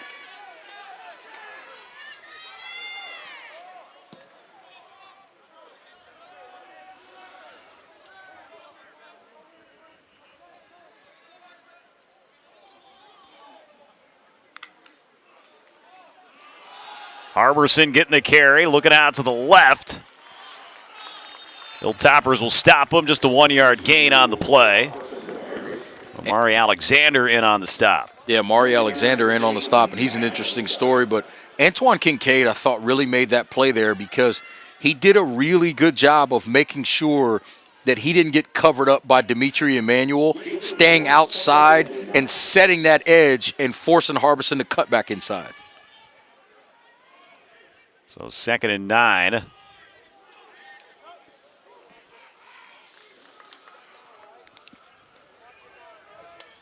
Opening drive, third quarter. Reynolds going to go down the field looking for Tucker again, and he makes the catch inside the 5-yard line. The back shoulder throw once again, and it's 1st and goal for Charlotte. And that's, again, just Victor Tucker and Chris Reynolds understanding coverage, realizing where the window was to get the ball complete. He works back towards the outside. Great job by Chris Reynolds throwing that to the outside shoulder. 1st and goal, Reynolds hands it off. Harbison, he's dropped for a loss. Bailey, his 3rd tackle for a loss in this game, moves the Niners back to the 5. Yeah, Kyle Bailey's been flying around in this game and just making some really nice plays in the middle of this defense at that nickel spot. 10th play of the drive. Quick screen to Elder. He's got it, going for the pylon. Touchdown, Charlotte. Michaelius Elder. And that's where Michaelius Elder's size helped him out there. He's able to get small after making the catch. Not a lot of room there to the edge. Gets small, reaches that ball out, and gets it to the pylon for the touchdown. That's a big momentum play, big momentum drive for Charlotte to get some points on the board here to start the half, number 1. But number 2, sustaining the drive to give their defense some time to continue to rest and figure out what Western Kentucky's doing to them. 10 plays, 75 yards, 5.5 minutes off the clock. Elder's first touchdown reception of the season. Cruz, PAT. It is good. So the Niners take the opening kickoff of the second half, march right down the field, and we got a game in the third with the Hilltoppers by 10. Jonathan Cruz set to kick the football off for the Niners. Whittington and Fales back deep to return. And this ball will head into the end zone for a touchback. So the Hilltoppers getting their first possession of the second half. First half numbers for Western Kentucky. Tyrell Pigram, 12 of 15 for 140 yards throwing the football. He also ran the ball 6 for 27. Walker, 14 carries for 76. Yeah, he was efficient, Pigram that is, in the passing game, and had the 37-yard completion, and then Walker with the 76 rushing yards had a 34-yard run, and a point of emphasis for their offense has been finding explosive plays. They had 2 in the first half. Looks like a free play for Western Kentucky, and Pigram going to run it himself. He's got some room across the 40. He's to the 50 and out of bounds. And they'll mark him at the 46-yard line. It was offsides on Charlotte. So they'll decline that penalty in a big first play for the Hilltoppers. Yeah, and what happened was they caught Charlotte in a blitz, and Pigram understood Offside, that they were. Defense number 40. Penalties declined. Result of the play, first down. They get Marquise Watts for offsides, but what Pigram realized is they're in man coverage behind this blitz, so no one is looking at me, and I can take off running and pick up big yardage, and he does it right there. So first down and 10 at the Charlotte 46.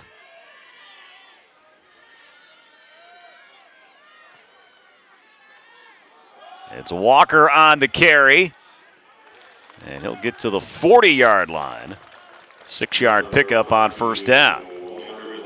Yeah, and as I mentioned before in the long run by Pigram, that man coverage, that's the one danger of playing man coverage against quarterbacks that can run and are athletic is if you're not paying them any attention and your back is turned and they take off, it can be a really, really big play if that secondary, again, as I mentioned, is not paying attention.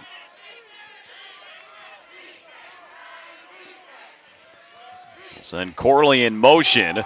Walker again up the middle. He's got some room. A first down inside the 35. Almost looked like a shoestring saving touchdown tackle for Charlotte. Yeah, and Romeo McKnight kind of had a shot at him coming right off the edge. That the minute you stop your feet against Gage Walker and he accelerates, you're not getting him down with one hand. You saw he ran through the arm tackle of Romeo McKnight right there. Pigram looking to throw. And that ball going to be too high for Tinsley. Trey Creamer on the coverage for the Niners. Creamer's been solid. You know, he hasn't played a lot this year, but he's been solid in this game. Gave up a couple of catches, but those were off coverage with short routes. So obviously conceding the catch, but trying to minimize the yards. But otherwise, I think Trey Creamer has played a solid game for Charlotte on defense, and Western Kentucky, rightfully so, have tried to attack him as a guy that doesn't have a lot of experience at FBS level football. Creamer started at Iowa and then went to Fort Scott Community College. We're ending up here with Charlotte. Little play action. And it'll be a quarterback keeper. Pick up a few yards and make third down. A little bit more manageable here for Western Kentucky. And Solomon Rogers quietly made that play because what they were looking for, they tried to flood the zone. They had the short throw in the flat, nothing there. They were looking deep, but Solomon Rogers was over the top of what they were trying to get in a 7 route or a corner route, if you will. Solomon Rogers played that really well and forced Pigram to keep it and just run out of bounds. Hilltoppers really good special teams. Braden Narverson, their kicker, 11 of 12 on the year, so within his range. As they're at the 28, need the 22 for a first down. They'll look to throw. Comes here near side, should have been picked off. And that was Lance McMillan. Who had the chance for the INT. Yeah, I think that was two things. I think that ball got on top of him quicker than he realized in terms of velocity, but also you see Anton Williams there coming across the other way may have thrown off his sight line of the football, just unable to make that interception there for McMillan, but nonetheless a field goal attempt forced by this defense. So this will be a 46-yard attempt. Narverson, again, just one miss. That was from 50, so he's been perfect from inside there. Got the distance, and it is true. The Hilltoppers, they answer the Charlotte touchdown with a field goal of their own. Midway through the third, Western Kentucky by 13. 7-play, 47-yard drive for the Hilltoppers. Took just over 2 minutes off the clock. Capped off on a 46-yard field goal. As the lead is 13. Here's the kickoff. Going to be returnable for Rico Arnold. Get across the 20. A flag comes in. About 99.9% of the time, this will be against the return team. Yeah, oftentimes a block in the back on special team situations.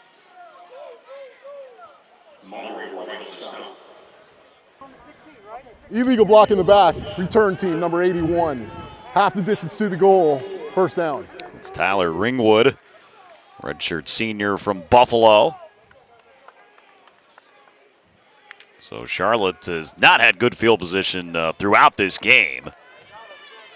And that will continue here as the ball moves back to the 8-yard line. Charlotte on that last drive, first drive of the second half, 10 plays, 75 yards for the touchdown. In the first half, they ran 28 plays at only 34 total yards. Majority of the damage done was Chris Reynolds to Victor Tucker. It's a handoff, Harbison. Get across the 10 out to the 11. Victor Tucker, 6 catches for 86 yards. Michaelius Elder has 2 catches for -2. But the last one was a 5-yard catch on the quick swing pass that he was able to dive to the pylon and get into the end zone.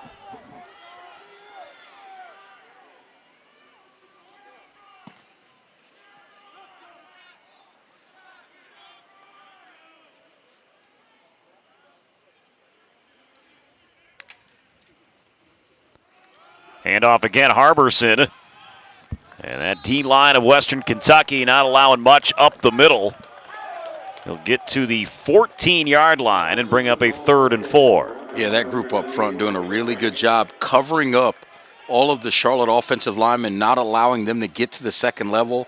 And then those linebackers and Kyle Bailey and Nick Days just scraping everything over the top and making tackles. Nick Days, by the way, celebrating his birthday today. Redshirt sophomore from Miami, Florida. Looks like a 2-deep zone kind of look right now coming from Western Kentucky. They may roll it into a single high safety look. Reynolds able to avoid one man, throws for Dollar, can't make the catch. Ringwood almost caught it off the deflection, but it falls incomplete. Reynolds slow to get up, will now jog off on his own power.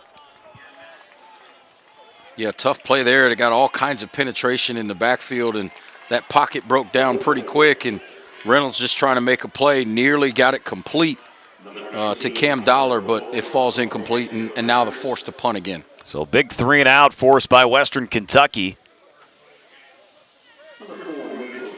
Despite the struggles for Charlotte in the first half, that is the first 3 and out for the Niners. So here's Bowler to punt. Low snap again. Tinsley to return it. He'll call for the fair catch and make it at the 41-yard line. 5:26 to go in the third. Hilltoppers by 13. Hilltoppers here, 1st and 10 at their own 41.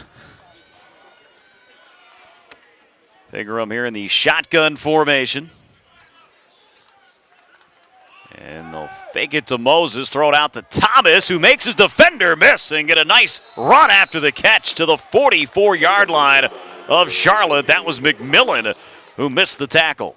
Yeah, and all he did there was just give him a little bit of shoulders to the outside and then work back to the inside. You see there, boom, show you that I'm going to the outside and work back inside. Picks up the big yardage in the first down. Dakota Thomas, 4 catches, 41 yards, leading the way for Western Kentucky in that category. Sort of pressed into action because they're down some receivers in different situations, and the freshman showing well today. Freshman from Snellville, Georgia. Throw it out to Simon, the tight end. And he'll get 5 yards on the play to the 39-yard line. And Simon looking to show well today. He's from Dalzell, South Carolina, down near Columbia, about 120 miles from here. I think it's something like 118 miles exactly to this stadium. 2 famous basketball players from that small town. Ray Allen, John Morant. I feel like my game's more like Ray, but remains to be seen. I was more of a John Morant type. Here's a deep throw for Thomas, and he made the catch. There was jostling between Thomas and McMillan, but Thomas hauled it in. Yeah, a lot of contact down there. Both guys, look at all that contact, and Thomas finds a way, the freshman finds a way to make that catch. An unbelievable catch there to help put his team in a position to really extend this lead and put a stranglehold on the game, leading 20-7. So 1st and goal at the 2. Moses is the running back, and he is hit and dropped right away. That's Ben DeLuca in on the stop for the Niners. And Ben DeLuca just taking the approach. This is probably going to be a give out of the zone read concept, and I'm just going to go take the back out. If the quarterback pulls it and comes out behind me, I'm just going to have to deal with the consequences and hope that somebody's coming over the top to make that play. 2nd and goal, back at the 3.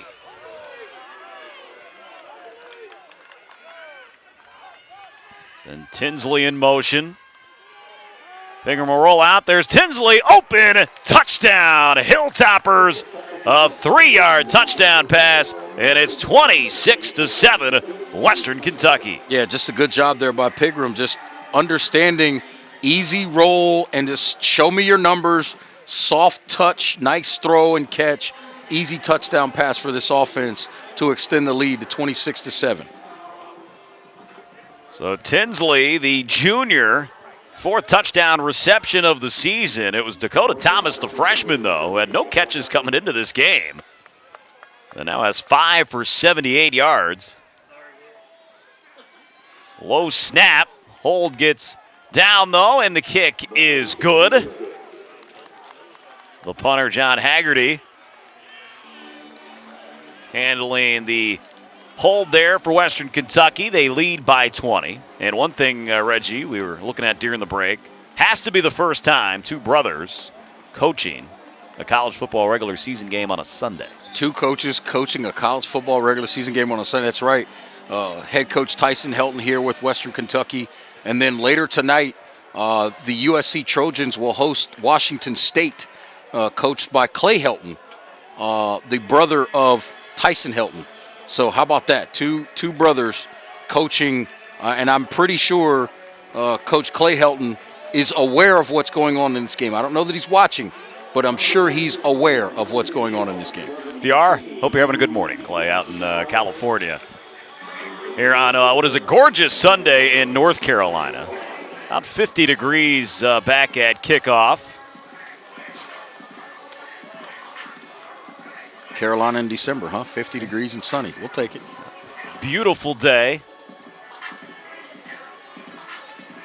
For Western Kentucky, just their 2nd ever Sunday game.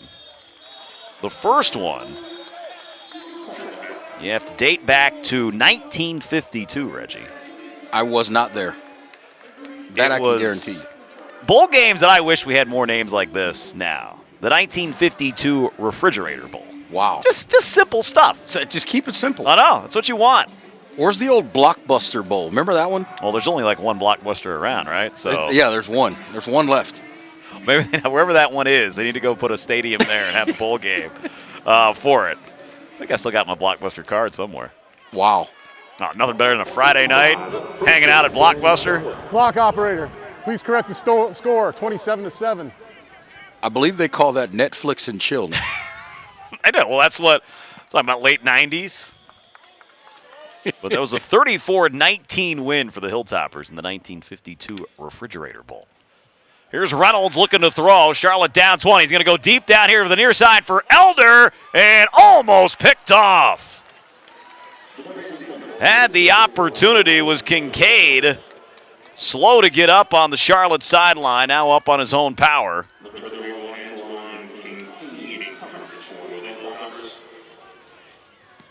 Yeah, Kincaid getting over the top to make that play there. And if you're Chris Reynolds and you have a chance to do that again, I think he would throw that ball more vertical as opposed to horizontal, more as opposed to more horizontal toward the sideline. He'd throw that ball further down the field and let Elder go run under it.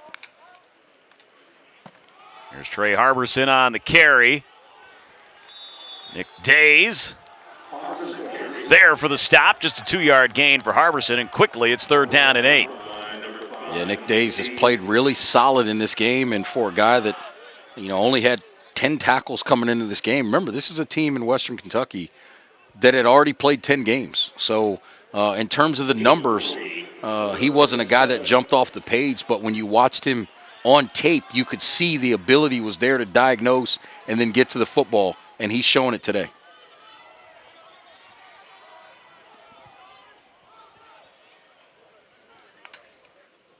Here's Reynolds facing some pressure, having to run for his life. I don't know if that was a face mask. Reynolds wants it.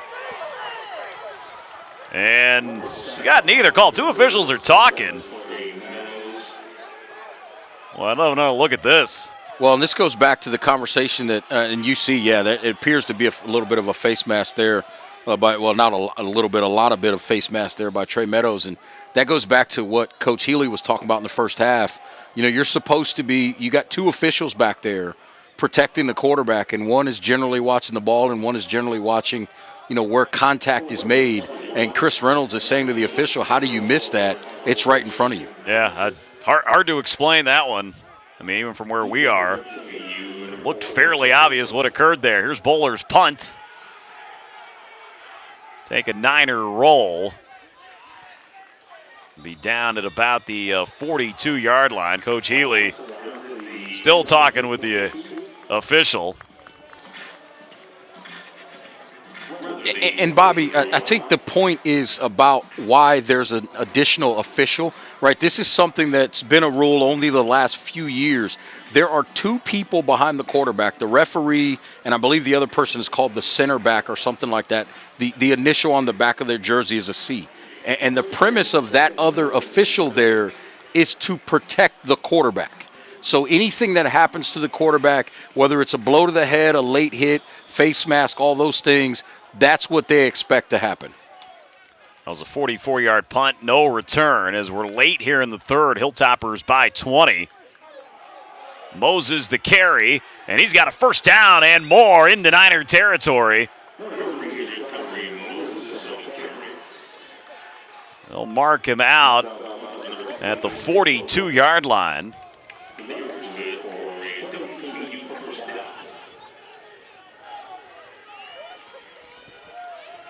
Western Kentucky with 364 total yards in this game. Charlotte just 104. As we're now under a minute to go here in the third.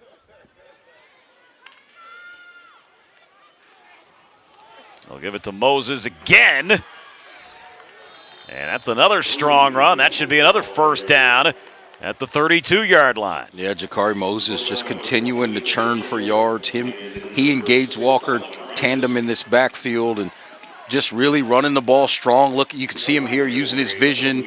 A violent runner in terms of with his feet and the way he cuts and moves, but clearly able to pick up yardage with ease, using his eyes to guide him for positive yards.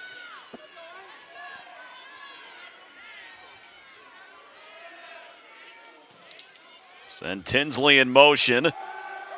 Fake it to him. Now they'll dump it off to Tinsley. Nice open field tackle by Solomon Rogers, and that should bring us to the end of the third quarter. Charlotte took the opening drive of the third, went right down the field, got into the end zone. But Western Kentucky 10 unanswered, and they lead by 20 after 3. Taking dance lessons from Tyrese Crawford here during the third quarter break. On the field, Western Kentucky with a 20-point lead as we start this fourth quarter. Pigram looking to throw down here to the near side of the field for Tinsley, and it's broken up. Nice play by the Niners in coverage. And that was Nafis Lyon on the stop for the Niners. Two things happened on that play. I think Pigram thought he had a free play because he thought there was somebody offsides, and then a great job there by Lyon. Playing the football is something we talked about earlier in this game.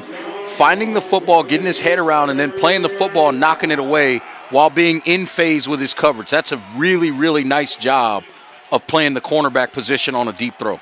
So 3rd down and 9 for the Hilltoppers. 5 of 9 on 3rd downs in the game.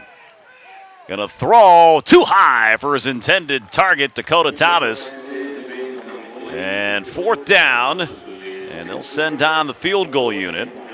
And Braden Narverson, 2 for 2 today, 12 of 13 on the season. This will be from just inside 50 at 49 yards. A little bit more into the wind. These 2 other field goals had been to the other end of the field. That side more open. This one into the Judy Rose Football Center, where the locker rooms are for both teams. High snap, hold down, kick is on its way. Is it long enough? It is! 49 yards from 50, I don't know, but he needed 49, and he got it. Hilltoppers now up by 23.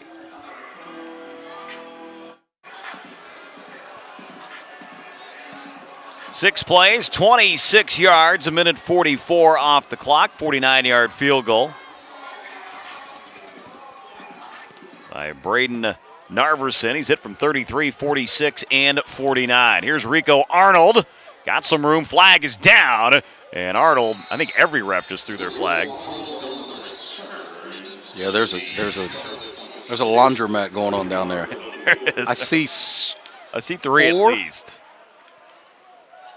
So whatever was seen was definitely obvious to all the officials. And I'm sure if this is a call that is going against the return team, it will be much to the chagrin of Coach Healy, feeling like there was a couple calls that he should have gotten earlier in this game. But you see Arnold here doing a really good job getting upfield right away, and then boom, a big hit right there at the 26-yard line. Not sure what the penalty is, but it'll be interesting to see where Charlotte ends up to start their drive. And it looks like they're going backwards. Return team number 16, 10-yard penalty. 1st down. 49ers have a couple 16s on the roster. But either way, that backs them up to the 16-yard line. Schaffner in at quarterback, but field position has been a nightmare all day today for the Niners. Victor Tucker is the one lining up next to Schaffner in the backfield. They'll pitch it to Tucker, and he'll run it up to the 20, give him the 21-yard line. 5-yard run by Tucker. And, Bobby, I like Dom Schaffner, and I like the package that they have for him, but they're going to have to allow him to throw the football because as soon as Western Kentucky realized he was in the game, they went to man coverage. They went 0, no safety in the middle of the field, and they basically said if he's going to throw, he's going to have one-on-ones to throw against, and he's just going to have to make a great throw.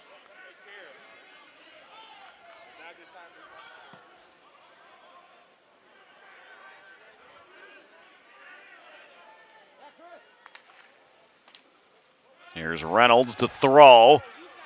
Going to dump it off to Harbison, but the pass was short. Falls incomplete. D'Angelo Malone, the one causing some issues for Chris Reynolds.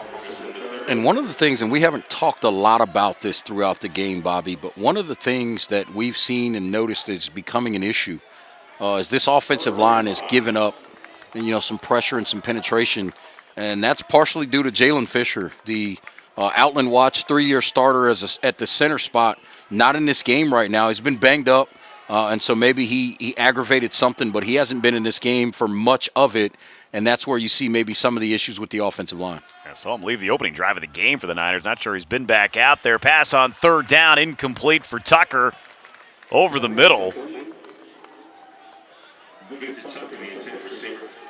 And Charlotte sending out the punt unit with 13:46 to go.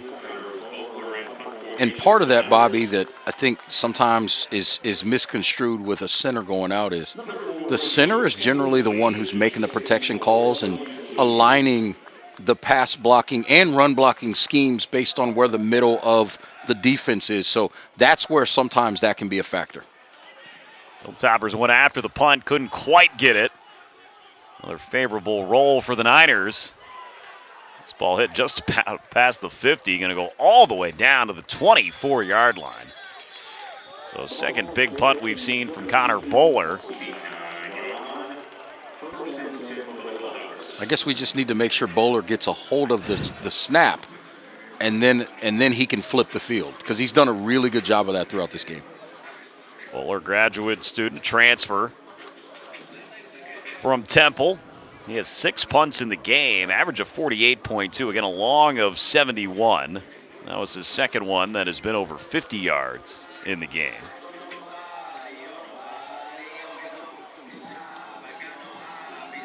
Hilltoppers trying for their first ever win here in Charlotte.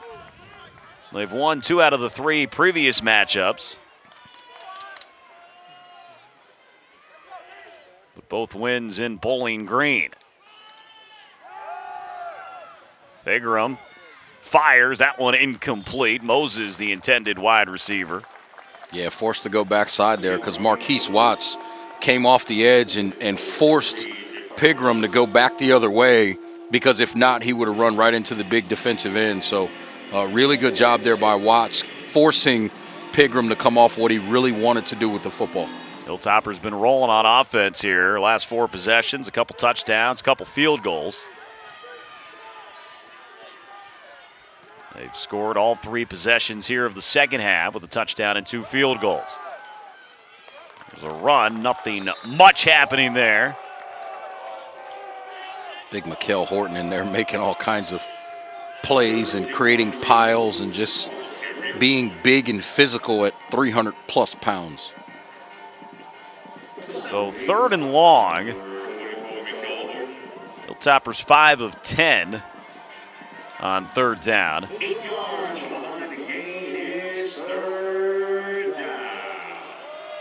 They need the 34 for a first down.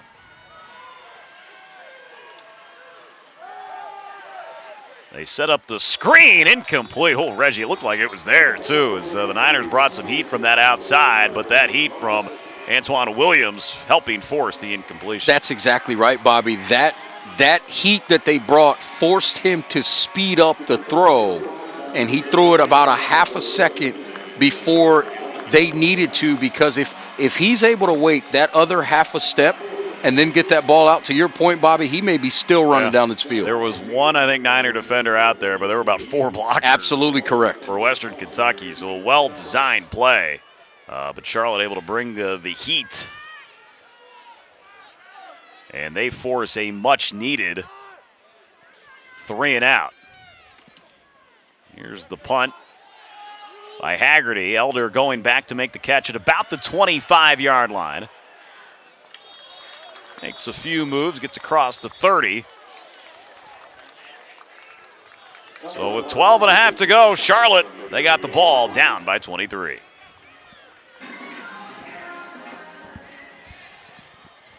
First and 10 for the Niners at the 33-yard line, about their best starting field position we've seen in this game. Reynolds going to throw near side. Victor Tucker was open. And he'll get a first down out across the 45. They'll mark him right at midfield at the 50. Victor Tucker now over 2,000 yards receiving in his career. Second all-time for the Niners. You see Reynolds there with a good strong throw, and Tucker comes back to get the football and then works up the sideline to pick up the first down and more. Much needed. That's their first down since the opening drive of the third quarter where they went down the field. 10 plays, 75 yards, and got into the end zone. Reynolds will go under center. They got Taylor Thompson, the tight end, in as kind of a fullback. Play action. Thompson is open. He's got the ball across the 45. Another first down and more. Thompson still going inside the 30, inside the 20-yard line. I love that play design, Bobby, and I think teams got to do more of it. Getting under center, going with the play action, gets everybody moving one direction, and then you come back with your tight end back the other way, and he's out there in space, and then the young guy using his speed to get up the field. 2 plays in the red zone. Quick screen out to Elder. Got some blocking by Tucker. And Elder will get to the 10. Bring up a 2nd and 3. And you love the effort out there by Victor Tucker, and that's something wide receiver coach Montario Hardesty, the former Tennessee running back, he does not mess around with that. He expects his guys to block and be major factors in the short passing game and in the running game. Hands it off to Harbison. He stood up just short of the first down at the 8. Harbison with 43 yards rushing in the game on 13 attempts. Again, no Aaron McAllister today for the Niners.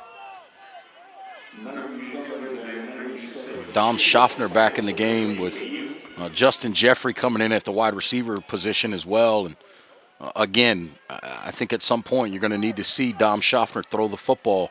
He's only got 3 attempts on the season. You're going to have to see him throw the football, or teams are going to, again, there they go. They go to that zero coverage. They're going to load up. Well, Schaffner's going to run it himself, and he kind of tripped up. It is right at the line. Well, they're going to give him a first down.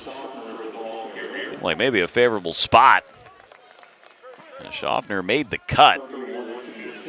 Well, the official on the far side, which is the near the Western Kentucky sideline, gave him what we call a right foot spot, which is better situation. So again, that left foot, right foot spot comes into play there for Dom Schaffner to pick up the first down. Yeah, they marked it at the 7. So 1st and goal for the Niners.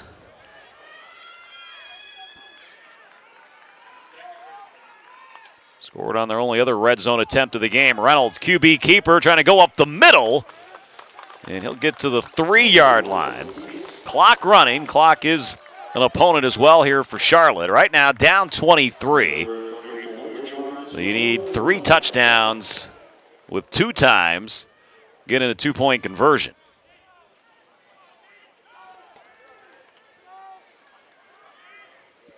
So a touchdown here, you don't necessarily have to go for the 2.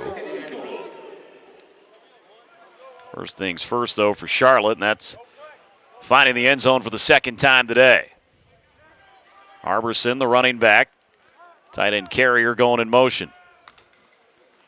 Reynolds facing some heat, rolling near side, and he'll just throw it away into the end zone. Nobody over there. And this will bring up 3rd and goal. There is no foul for intentional grounding. The quarterback was outside the tackle box.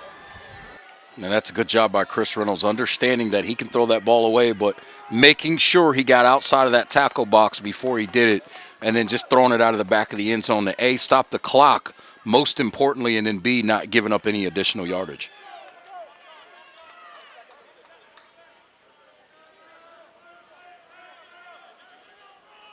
Harbison in motion, so nobody in the backfield with Reynolds.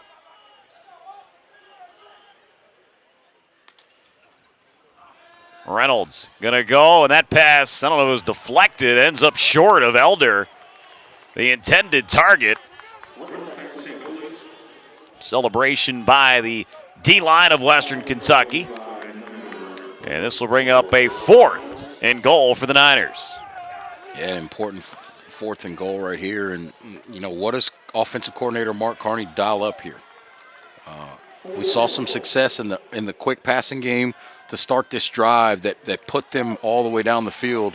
Maybe they go back to the play that they hit that allowed Taylor Thompson to get the big catch and run down the sideline.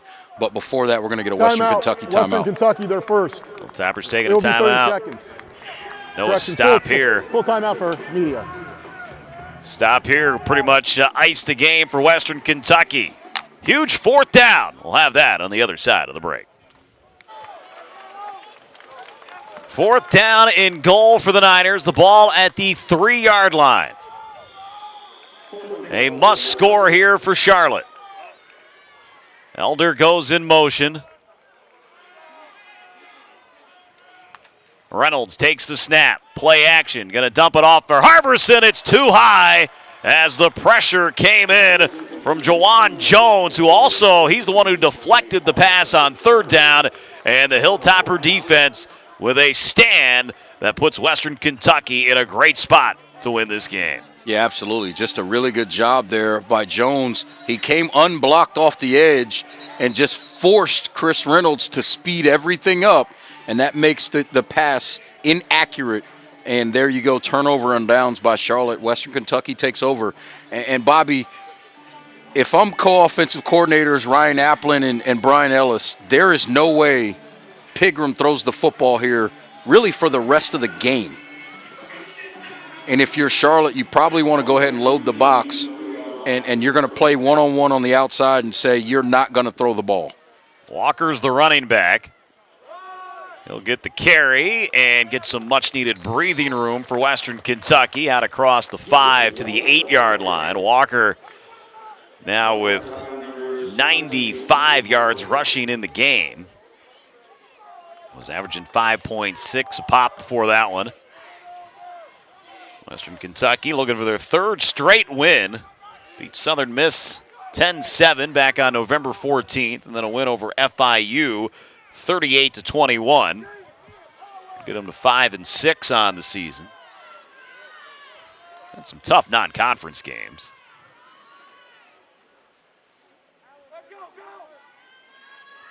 Working the play clock down. They snap it with 3. Another handoff to Walker. There's DeLuca helping make the stop for the Niners. Will bring up a 3rd and 3. Hilltoppers started the year at Louisville. Lost 35-21. They took on Liberty, who was ranked for a while.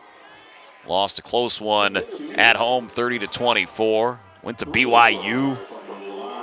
Lost to BYU 41-10. Of course, BYU we saw lose in a thrilling game yesterday against Coastal Carolina. Third down. They played the best of the non-Power 5. They played the best of the independent schools. Yeah. Sans Notre Dame. Oh, wait, they're in the ACC this year. That's right. Which, if they lose to Clemson in the ACC title game, will never join a conference. Absolutely correct. That happens. Here's Walker. Going to be stopped on third down. So the Niners, clock going against them, but they do force a second 3 and out. Western Kentucky able to take here. By the time the ball is punted, will be close to about 2.5 minutes on this drive. And most importantly, if you're Charlotte, it'll be under 6.5 minutes by the time they get the football back in their hands. Haggerty's punt, it is a good one over the head of Elder. Unfortunately for Haggerty, did not take the bounce he wanted. That could have been about a 90-yard punt. 6:36 to go. Hilltoppers by 23.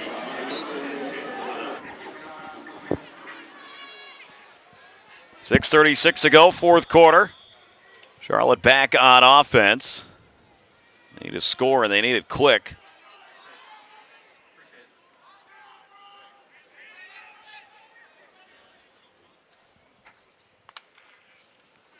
Reynolds facing some pressure, able to get away with it. Now throws downfield, and it's caught. Taylor Thompson with a great grab and a play that looked like was going nowhere. Charlotte gets a big gain. Yeah, and that's Chris Reynolds and his ability to escape and then makes a nice touch throw. And look, Taylor Thompson may be a freshman, but this kid knows about catching the football.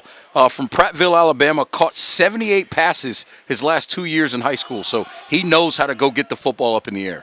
Arberson gets the carry, gets inside the 40. It was Darius Shipp, by the way, of the Hilltoppers that just blew right through the Charlotte offensive line to force Reynolds out on that scramble. We've said Darius Shipp's name an awful lot this game. He's played really well. He's jumped out, obviously, on that defensive line a few times. Thompson now 2 catches for 54 yards. Here's Reynolds going to go deep down the field looking for Victor Tucker, and just a tad too far. This will bring up 3rd down. Tucker has 7 catches for 103 yards, his second 100-yard game of the season, 10th of his career.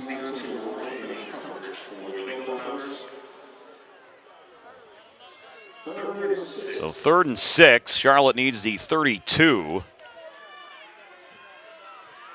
for a first down. Obviously 4-down territory. Charlotte is up over 200 yards now of total offense at 203.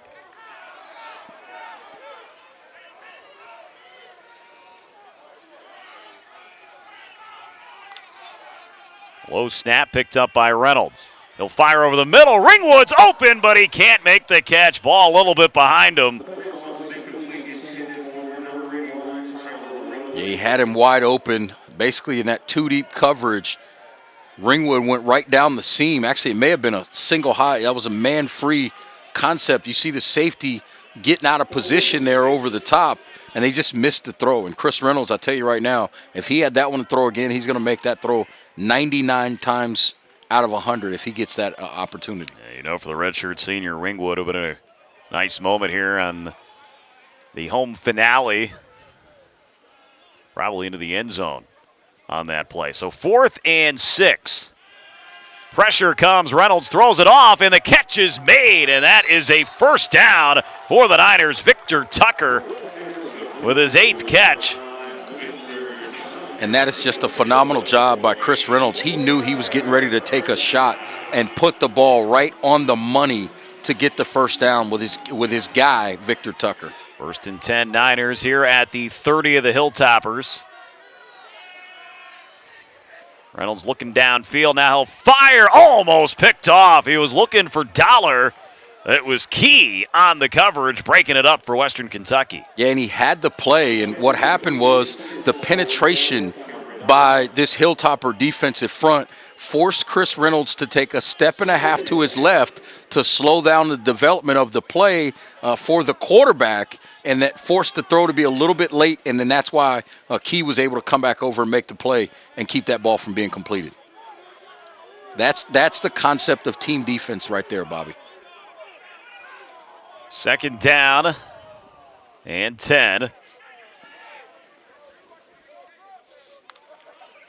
Reynolds going to go deep down the far side towards the end zone. The ball is caught, and that is a touchdown. Cam Dollar. And the Niners trying to stay alive with 5:01 to go. Yeah, that's just a pretty play right there. Just a simple fade route for Cam Dollar, just working against the corner there, actually working against the safety in Amari Alexander, and just beats him there. And that's a really good throw by Chris Reynolds, throwing it over the outside shoulder, allowing Cam Dollar to go catch the football. So nice throw and catch there by this offense to get another touchdown on the board, and it looks like they're going to go for 2 right now. Yeah, Niners need this to have any hope of pulling off a huge 4th quarter comeback. You get this, it is a 2-score game. They still have all their timeouts. Reynolds will go under center. They put the ball on the left hash. Arberson, the running back. Tucker goes in motion, play action. Nobody there. Reynolds going to be thrown down way back at the 23. Jaden Hunter, the transfer from Georgia, redshirt junior from Atlanta, just showing his speed at 240 pounds off that defensive line, able to track Chris Reynolds down, and you can see this play right here. Just a really good job of, well, there's the touchdown pass actually to Cam Dollar over Amari Alexander, who's an interesting story as well, the transfer from Eastern Kentucky. He walked on at Eastern Kentucky, Bobby, and then he left there after 2 years and walked on at Western Kentucky. And then now as a senior, he's on scholarship. That's Amari Alexander's story, an interesting story. At one point before birth, his mother was told he may be born with some health issues. But you see the sack right here by Jaden Hunter, I should say, just using that speed off the edge and then gets Chris Reynolds on the ground. So not getting the 2. We'll see if this leads to the onside kick. And you're still down 3 scores. Bobby, if it's me here, I kick the ball deep. And here's why. You're playing for a 3-and-out anyway. I think you take one more chance to get a 3-and-out and get the field position to make the next score quick, and then you go onside kick. I go onside kick. And we're going to timeout from Western Kentucky. Western Kentucky, they're second. It will be 30 seconds. So second timeout by the Hilltoppers. Mentioned this is the second ever Sunday game for Western Kentucky. I believe by my math it's the second ever Sunday game for the Charlotte 49ers as well. They played at FAU back in 2016, a game that was originally scheduled for a Saturday, but Hurricane Matthew came through the area, so Charlotte was delayed a day to play that game. And Charlotte ended up winning it. I believe might have been the first Conference USA win for the Niners.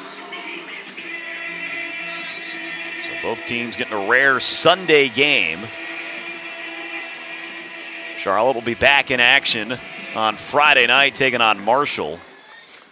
So, Bobby, you're saying you're kicking onside kick the rest of the game? Yeah. I live dangerously. Well, no, there's nothing wrong with that. My point is, if you're going to kick the ball deep at any other point, I think you do it now. Yeah, you don't do it later. And we'll get the onside kick. It's loose, and it is picked up by Western Kentucky. Never got that big hop. You're waiting for that hop. For. Didn't happen. Nice job by the Hilltoppers. I believe they said Spencer Owens, redshirt junior tight end, corralling that ball. And the only reason I say you can kick it deep there is because you've got 3 timeouts. And so you would, in theory, you could use your timeouts there to play the field position game on a 3-and-out. Tough spot either way. You're down 3 scores. For the Niners, that's the problem. I think the problem is the time. Knowing just 5 minutes to go. They'll hand the football off, as we will expect to see that the rest of the way from Western Kentucky. Absolutely. And 1 first down here, I think the game is over. And even at that point, I think if you're Will Healy, you probably keep your timeouts in your pocket as well. C.J. Jones, redshirt junior, first carry of the game, came into the day with 63 yards on the ground.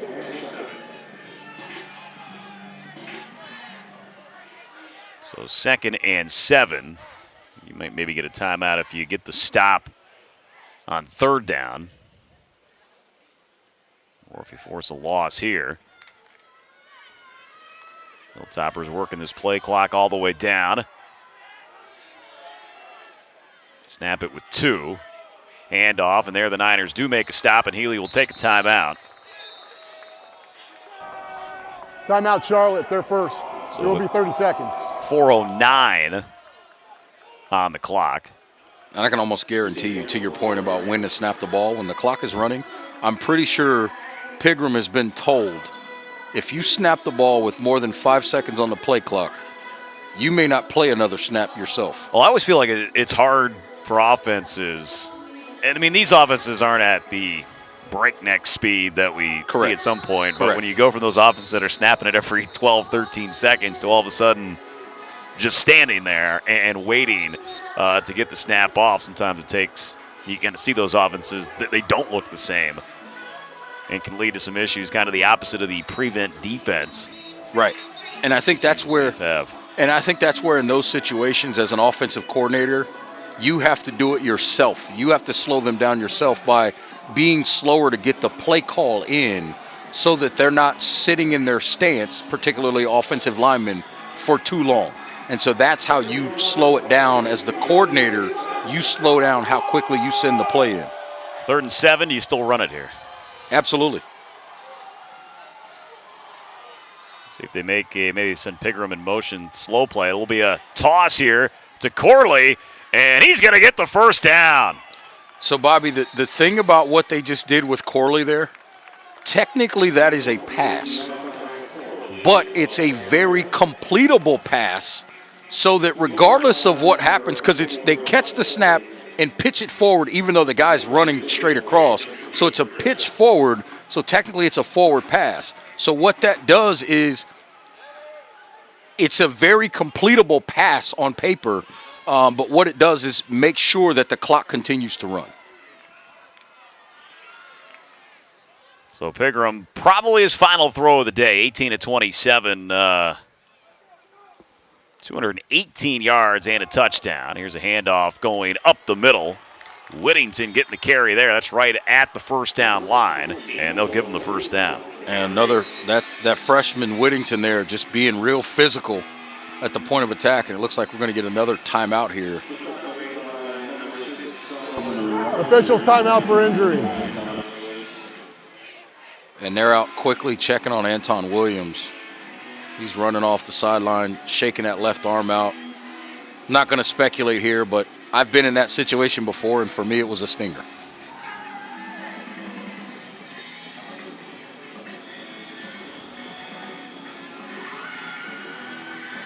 So it is a 1st and 10 for the Hilltoppers. Ball at the 21-yard line. Again, clock running. So as they're in formation, there's 30 seconds. And they snap it with 25.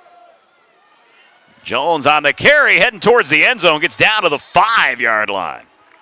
So big run by C.J. Jones, setting up a first down and goal. Yeah, the redshirt junior transfer from Blinn Junior College, a school made famous by someone who used to reside here in Charlotte, none other than Cameron Jarrell Newton, former quarterback of the Carolina Panthers, now with the New England Patriots. Patriots taking on the Chargers later today.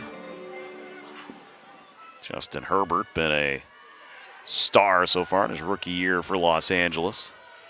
Yeah, the Oregon product playing really well. First down and goal. And there's Jones, and he'll walk into the end zone. Touchdown to Western Kentucky. And with 2:22 to go, the Hilltoppers up 36-13. Well, Bobby, there goes our theory of when to kick onside, when to kick deep, how to handle your timeouts.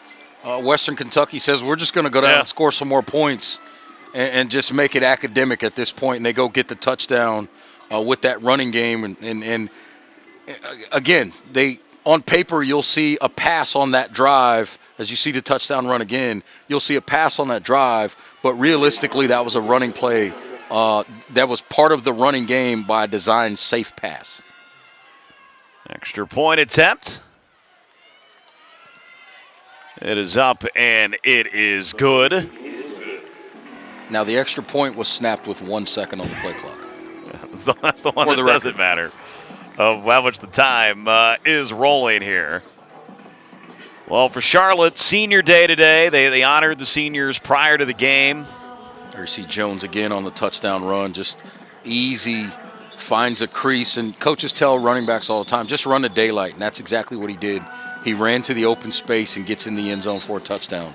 And you're going to see Coach Healy here tell his guys on offense and kick return, hey, listen, we're still trying to make plays. We're still trying to continue to grow and get better because for them right now, these become basically additional practice reps that they didn't get over the last couple of weeks. Yeah, Charlotte hadn't practiced for a couple weeks until just leading in to what originally was supposed to be a game against FIU.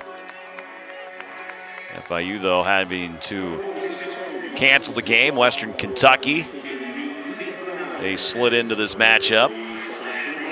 Hilltoppers, at least regular season-wise, done after this game. Squib kick. Taken by Rico Arnold. Get across the 30, out to the 32.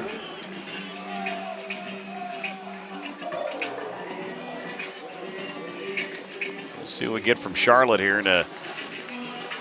I see Reynolds walked out at first. Now kind of walked to the side. We'll see who's at quarterback.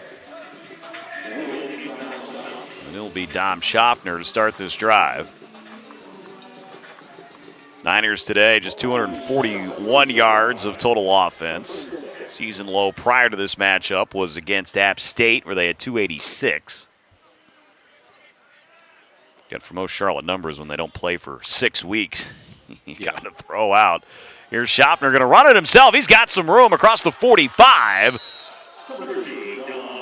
And looks like they'll mark him right about the 50.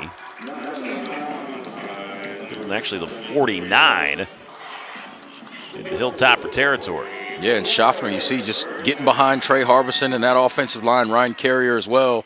And then you see the speed to get up the field and gets it out past midfield. So a nice, solid run there for Dom Schaffner.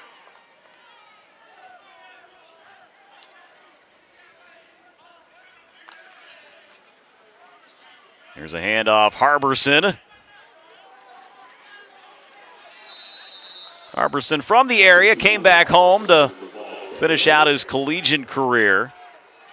Was at Northern Illinois, had a couple 1,000-yard seasons. The interesting thing, Reggie, for all these guys that are seniors, depending on what's next for them, because of everything that's gone on in 2020, some guys will have interesting decisions whether they want to come back and play football again next year. Absolutely. And there's Harbison Harbison making a big run there.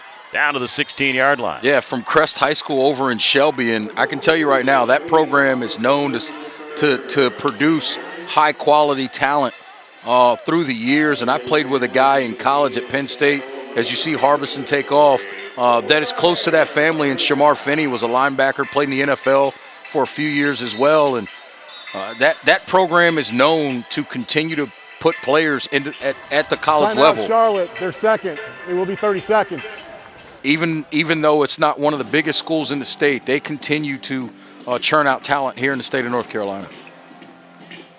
Harbison was slow to get up on that play. And eventually, I think Coach Healy took the timeout. I'm sure he'd love to keep giving Harbison an opportunity.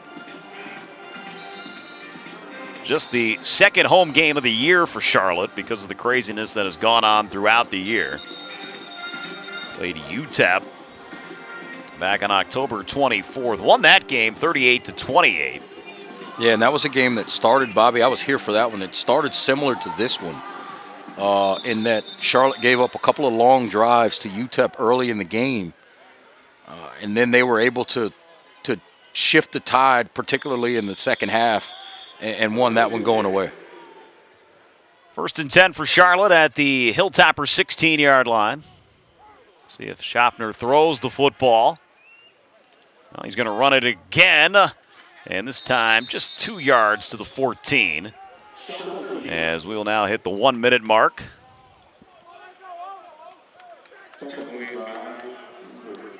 Looking for one more score.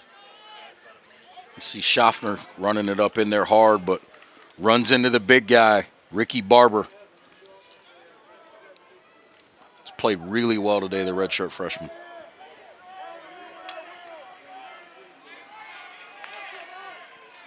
Schaffner is going to look to throw towards the end zone. He's got Elder, touchdown. Michaelius Elder on the throw from Dom Schaffner.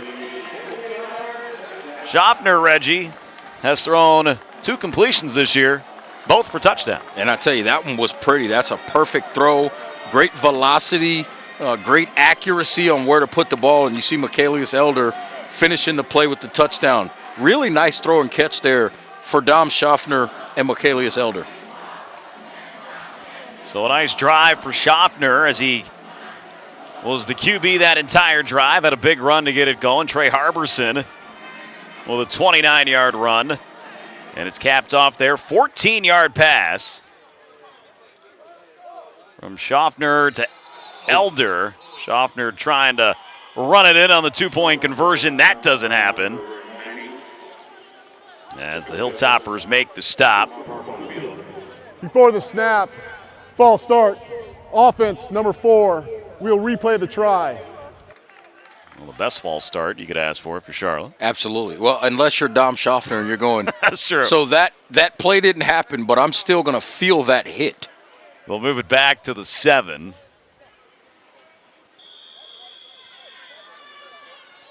Charlotte's offense picked it up in the second half.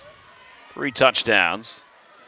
Unfortunately for the Niners, they fell behind 17-0 at the break. Look at the shot that Schaffner takes from Amari Alexander, young man we were talking about earlier. Interesting story.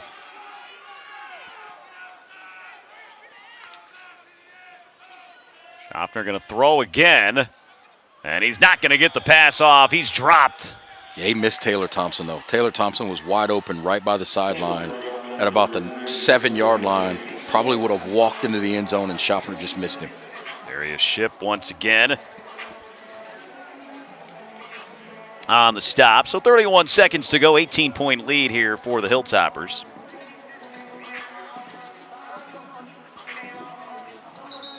See if Healy goes with the onside again or just kicks it off deep.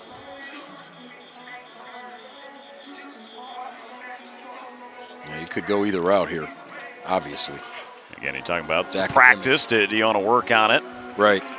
Are you giving, Coach Benkins, your special teams coach, an opportunity to kind of work on getting these onside kicks? Are you, giving an opportunity to your kicker Cruz to work on his technique as well?